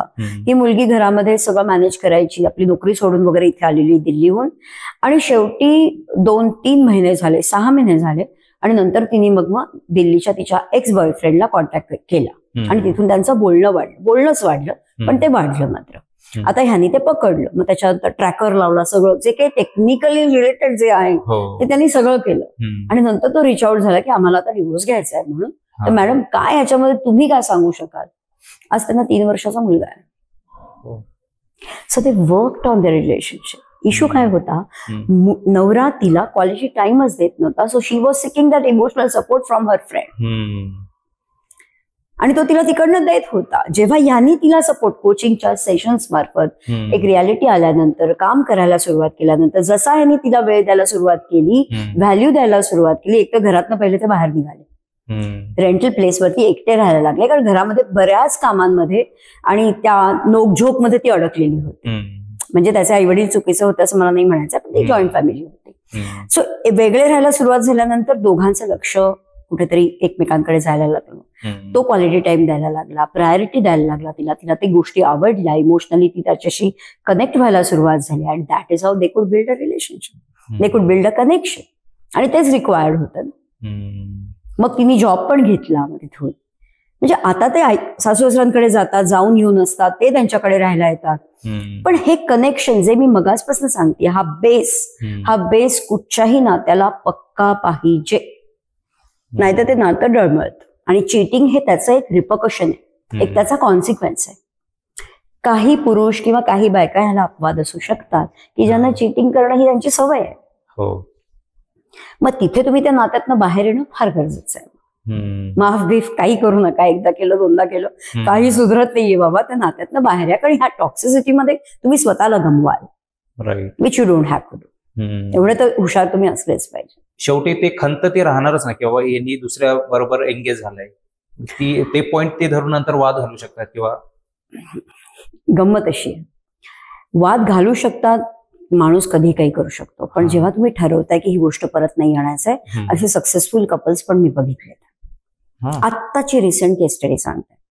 मुलांनी चीट केलं म्हणजे काय केलंय, मुलीबरोबर बोलायला सुरुवात केली इमोशनली, आणि नंतर घरातल्यांची मीटिंग वगैरे घेऊन सगळ्यांसमोर डिक्लेअर केलं की माझा असं अफेअर आहे आणि मला हिच्यावर नांदायचं नाहीये, मला हिला ठेवायचं नाहीये. They were in a relationship for 8 years. अरे बापरे. 8 वर्ष, रादर 11वी पासून ते एकमेकाला ओळखतात. अरे बापरे. आता असं असताना त्यांनी घरातल्यांची मीटिंग घेतली, 1दा 2दा 3दा ज्या काही मीटिंग झाल्या त्याच्यात ते सांगितलं मला हिच्यावर राहायचं नाहीये, माझं या मुलीवरती प्रेम आहे आणि हिच्यावर मी राहतोय किंवा काय जे आहे ते. आता मुलीबरोबर राहतोय सांगितलं, म्हणजे मला तिच्याशी लग्न करेन किंवा मी तिच्या प्रेमात आहे असं सांगितलं, तरी पण तो तिच्या कॉन्टॅक्टमध्ये होता. पण घरी तो स्वतःच्या बेडरूम मध्ये सुद्धा एंट्री करत नव्हता, कारण बेडरूम मध्ये त्या दोघांचा फोटो लावलेला, बरोबर, बायकोचा आणि त्याचा. तर he was missing her actually, नीट लक्ष द्या, ही वॉज मिसिंग हर. पण काहीच हेल्पलेस असल्यामुळे तो त्या दुसऱ्या मुलीकडे अट्रॅक्ट झाला. इमोशनल त्याला असं वाटलं की ती सपोर्ट करते म्हणून, वेरच त्याच्या पैशाचं ती यूज करत होती, त्याच्या पैशाला ती मिसयूज करत होती, बरोबर. आणि असं भासवत होती की ती त्याला इमोशनली सपोर्ट करते आणि जे त्याला हवं होतं. ही मुलगी म्हणजे ही बायको त्याची, she reached out to me, we started working on that, recent case study, आणि वी हॅव स्टार्टेड इट. तिच्याकडनं काय होत होतं की मी मगाशी म्हटलं तसं व्हॅलिडेशन, मला सांग नाही तर कळणार कसं, बरोबर आहे. त्यामुळे ती खूप ब्लंटली बोलत होती त्याच्याशी, खूपच जास्त तोडून बोलत होती. पटकन इन्सल्ट करा, पटकन बोला, एवढं कसं कळत नाही तुला, एवढं कसं नाही शिकवलं तुला, ही कशी अक्कल नाही तुला. He use to get hurt for that. मी जसं म्हटलं आजची मुलं इमोशनल आहेत, त्याचं हे अगदी धारांत खरं उदाहरण आहे. जेव्हा तिने आता सेशन्स तर्फे स्वतःवरती काम करायला सुरुवात केली, स्वतःच्या कम्युनिकेशनवर, स्वतःच्या टोनवरती, शब्द काय वापरायचे, थोडेसे पेशन्स कसे ठेवायचे, ती परत गेली त्या घरामध्ये राहायला. आणि आत्ताच कालचा मेसेज, हॅपी न्यू इयर मी केलं तर त्यांनी मला नाही केलाय, तर मला जरा थोडं वाईट वाटतंय. आमचं बोलणं झालं. म्हणजे तर म्हटलं नाही वाटलं तरी सुद्धा तू तिथे राहतेस हीच किती प्लस पॉइंट आहे. सासू सासरे कारण त्यांच्याशी तिचं काहीच वाकडं नव्हतं. त्यामुळे ते म्हणाले तू कशी आलीस, तर म्हणे नाही मी नातं सुधारायला आली आणि मी ती राहिली नाही आधीची, which is such a plus point. So जेव्हा तुम्ही कोणीतरी एक पार्टनर इनिशिएटिव्ह घेता ना काम करण्यासाठी, तर इथे चीटिंग असताना सुद्धा हा मुलगा त्या मुलीला भेटलेला पण नाहीये गेल्या 2-3 महिन्यात. कळतंय? भेटलेलाही नाहीये. कारण त्याला ती आली आणि ती त्याच्याशी तिने सॉरी म्हटलं. पहिली गोष्ट कान धरून सॉरी म्हटलं त्याला की माझ्याकडनं जर ह्या गोष्टी झाल्यात तर ह्याच्याबद्दल मी माफी मागते. त्यांनी माफ केलंय पण अजूनही तो बेडरूम मध्ये तिच्याबरोबर झोपत नाहीये कारण तो हर्ट आहे. इट विल टेक टाइम आणि सेशन्स मध्ये त्या गोष्टी येणार, रिपेअर होणार आणि डेफिनेटली त्यांचं रिलेशनशिप नीट होईल. कारण का तिला एक प्लस पॉइंट कळतो. कालच तिने काहीतरी गोड बनवलं 1 जानेवारी म्हणून, बरोबर, आणि त्यांनी ते आवडीने खाल्लं. तो म्हणत होता मला तुझं तोंड बघायचं नाहीये, तुझ्या हातचं काही खायचं नाहीये. त्या मुलांनी ते खाल्लं. So he was seeking that, he was wanting it. लग्न झाल्यापासून, कारण 11वी पासूनचं प्रेम आहे ना त्यांचं, पण ते ती देतच नव्हती. चिडचिड, राग, शॉर्ट टेम्पर्ड आहे मुलगी. त्यामुळे हे सगळ्यामुळे तो त्याच्या शेलमध्ये जाऊन तो थोडासा बिथरला आणि he was seeking that support from outside. So that's how the case is going to get solved now. So किती लेयर्स असतात ना हे. Talk to the expert. Again I am saying, Leena Paranjape मी म्हणणारच नाही, बट एनी ऑफ इट, जितके कोणी आहेत तुम्हाला वाटतंय साधा काउन्सिलर कडे सुद्धा गायडन्स मिळू शकतो, go to that. May be तुमच्या प्रॉब्लेमला तिथे सोल्युशन मिळेल तुम्हाला, पण सोल्युशन मिळेपर्यंत मात्र हात सोडायचा नाही, एवढं मात्र नक्की. म्हणजे ते शिका तुम्ही technique. That is what is required असं मला वाटतं. अजून काही एखादी केस स्टडी असेल तर? कितीतरी सांगू शकेन तुला मी. एक ब्रेकअपच्या बाबतीत सांगायची असेल तर म्हणजे तिचा ब्रेकअप होऊन म्हणूया आपण 3 ते 4 ब्रेकअप झाले त्या मुलीचे, बरोबर, आणि त्याच्यानंतर घरातल्यांच्या फोर्सनी म्हणून तिला लग्न करायला ते भाग पाडतायत, which she is not ready. तर ती आत्ता म्हणजे ती डिप्रेशनचा पेशंट झाली. वर्षभर ती डिप्रेशनचा पेशंट झाली. ती गोळ्या घेते सायकियाट्रिस्ट कडनं, ज्याचा तिला काही उपयोग नाही झाला. Then she reached out to me की मॅम मला नक्की सांगा की माझा प्रॉब्लेम काय. सेशन मार्फत 3 ते 4 महिन्यामध्ये तिने सेल्फ डाऊट वरती काम केलं. स्वतःमध्येच खूप जास्त ती स्वतःला कोसत होती, ब्लेम करत होती की मलाच कोणी काही चांगलं मिळत नाहीये. तिचा कॉन्फिडन्स वाढला त्या सेशन्स मधनं. जितकं तुम्ही डीप लेवलवरती काम कराल तेवढे तुम्ही स्ट्रॉंग बनता, तेवढे तुम्ही कॉन्फिडेंट बनता आणि मग पुढे गेल्यानंतर तुम्ही कधी मागे वळून बघत नाही. कारण प्रॉब्लेम्स तर आज ना उद्या सगळे येणारच आहेत, पण त्याची डील करण्याची ताकद तर वाढते तुमची. सहन करण्याची नाही म्हणते मी, डील करण्याची. डील करणं आणि सहन करण्याच्यात फरक आहे. सहन करता जेव्हा नॉलेज नसतं, डील करता जेव्हा नॉलेज असतं, पण you know how to fix this. You need to learn that.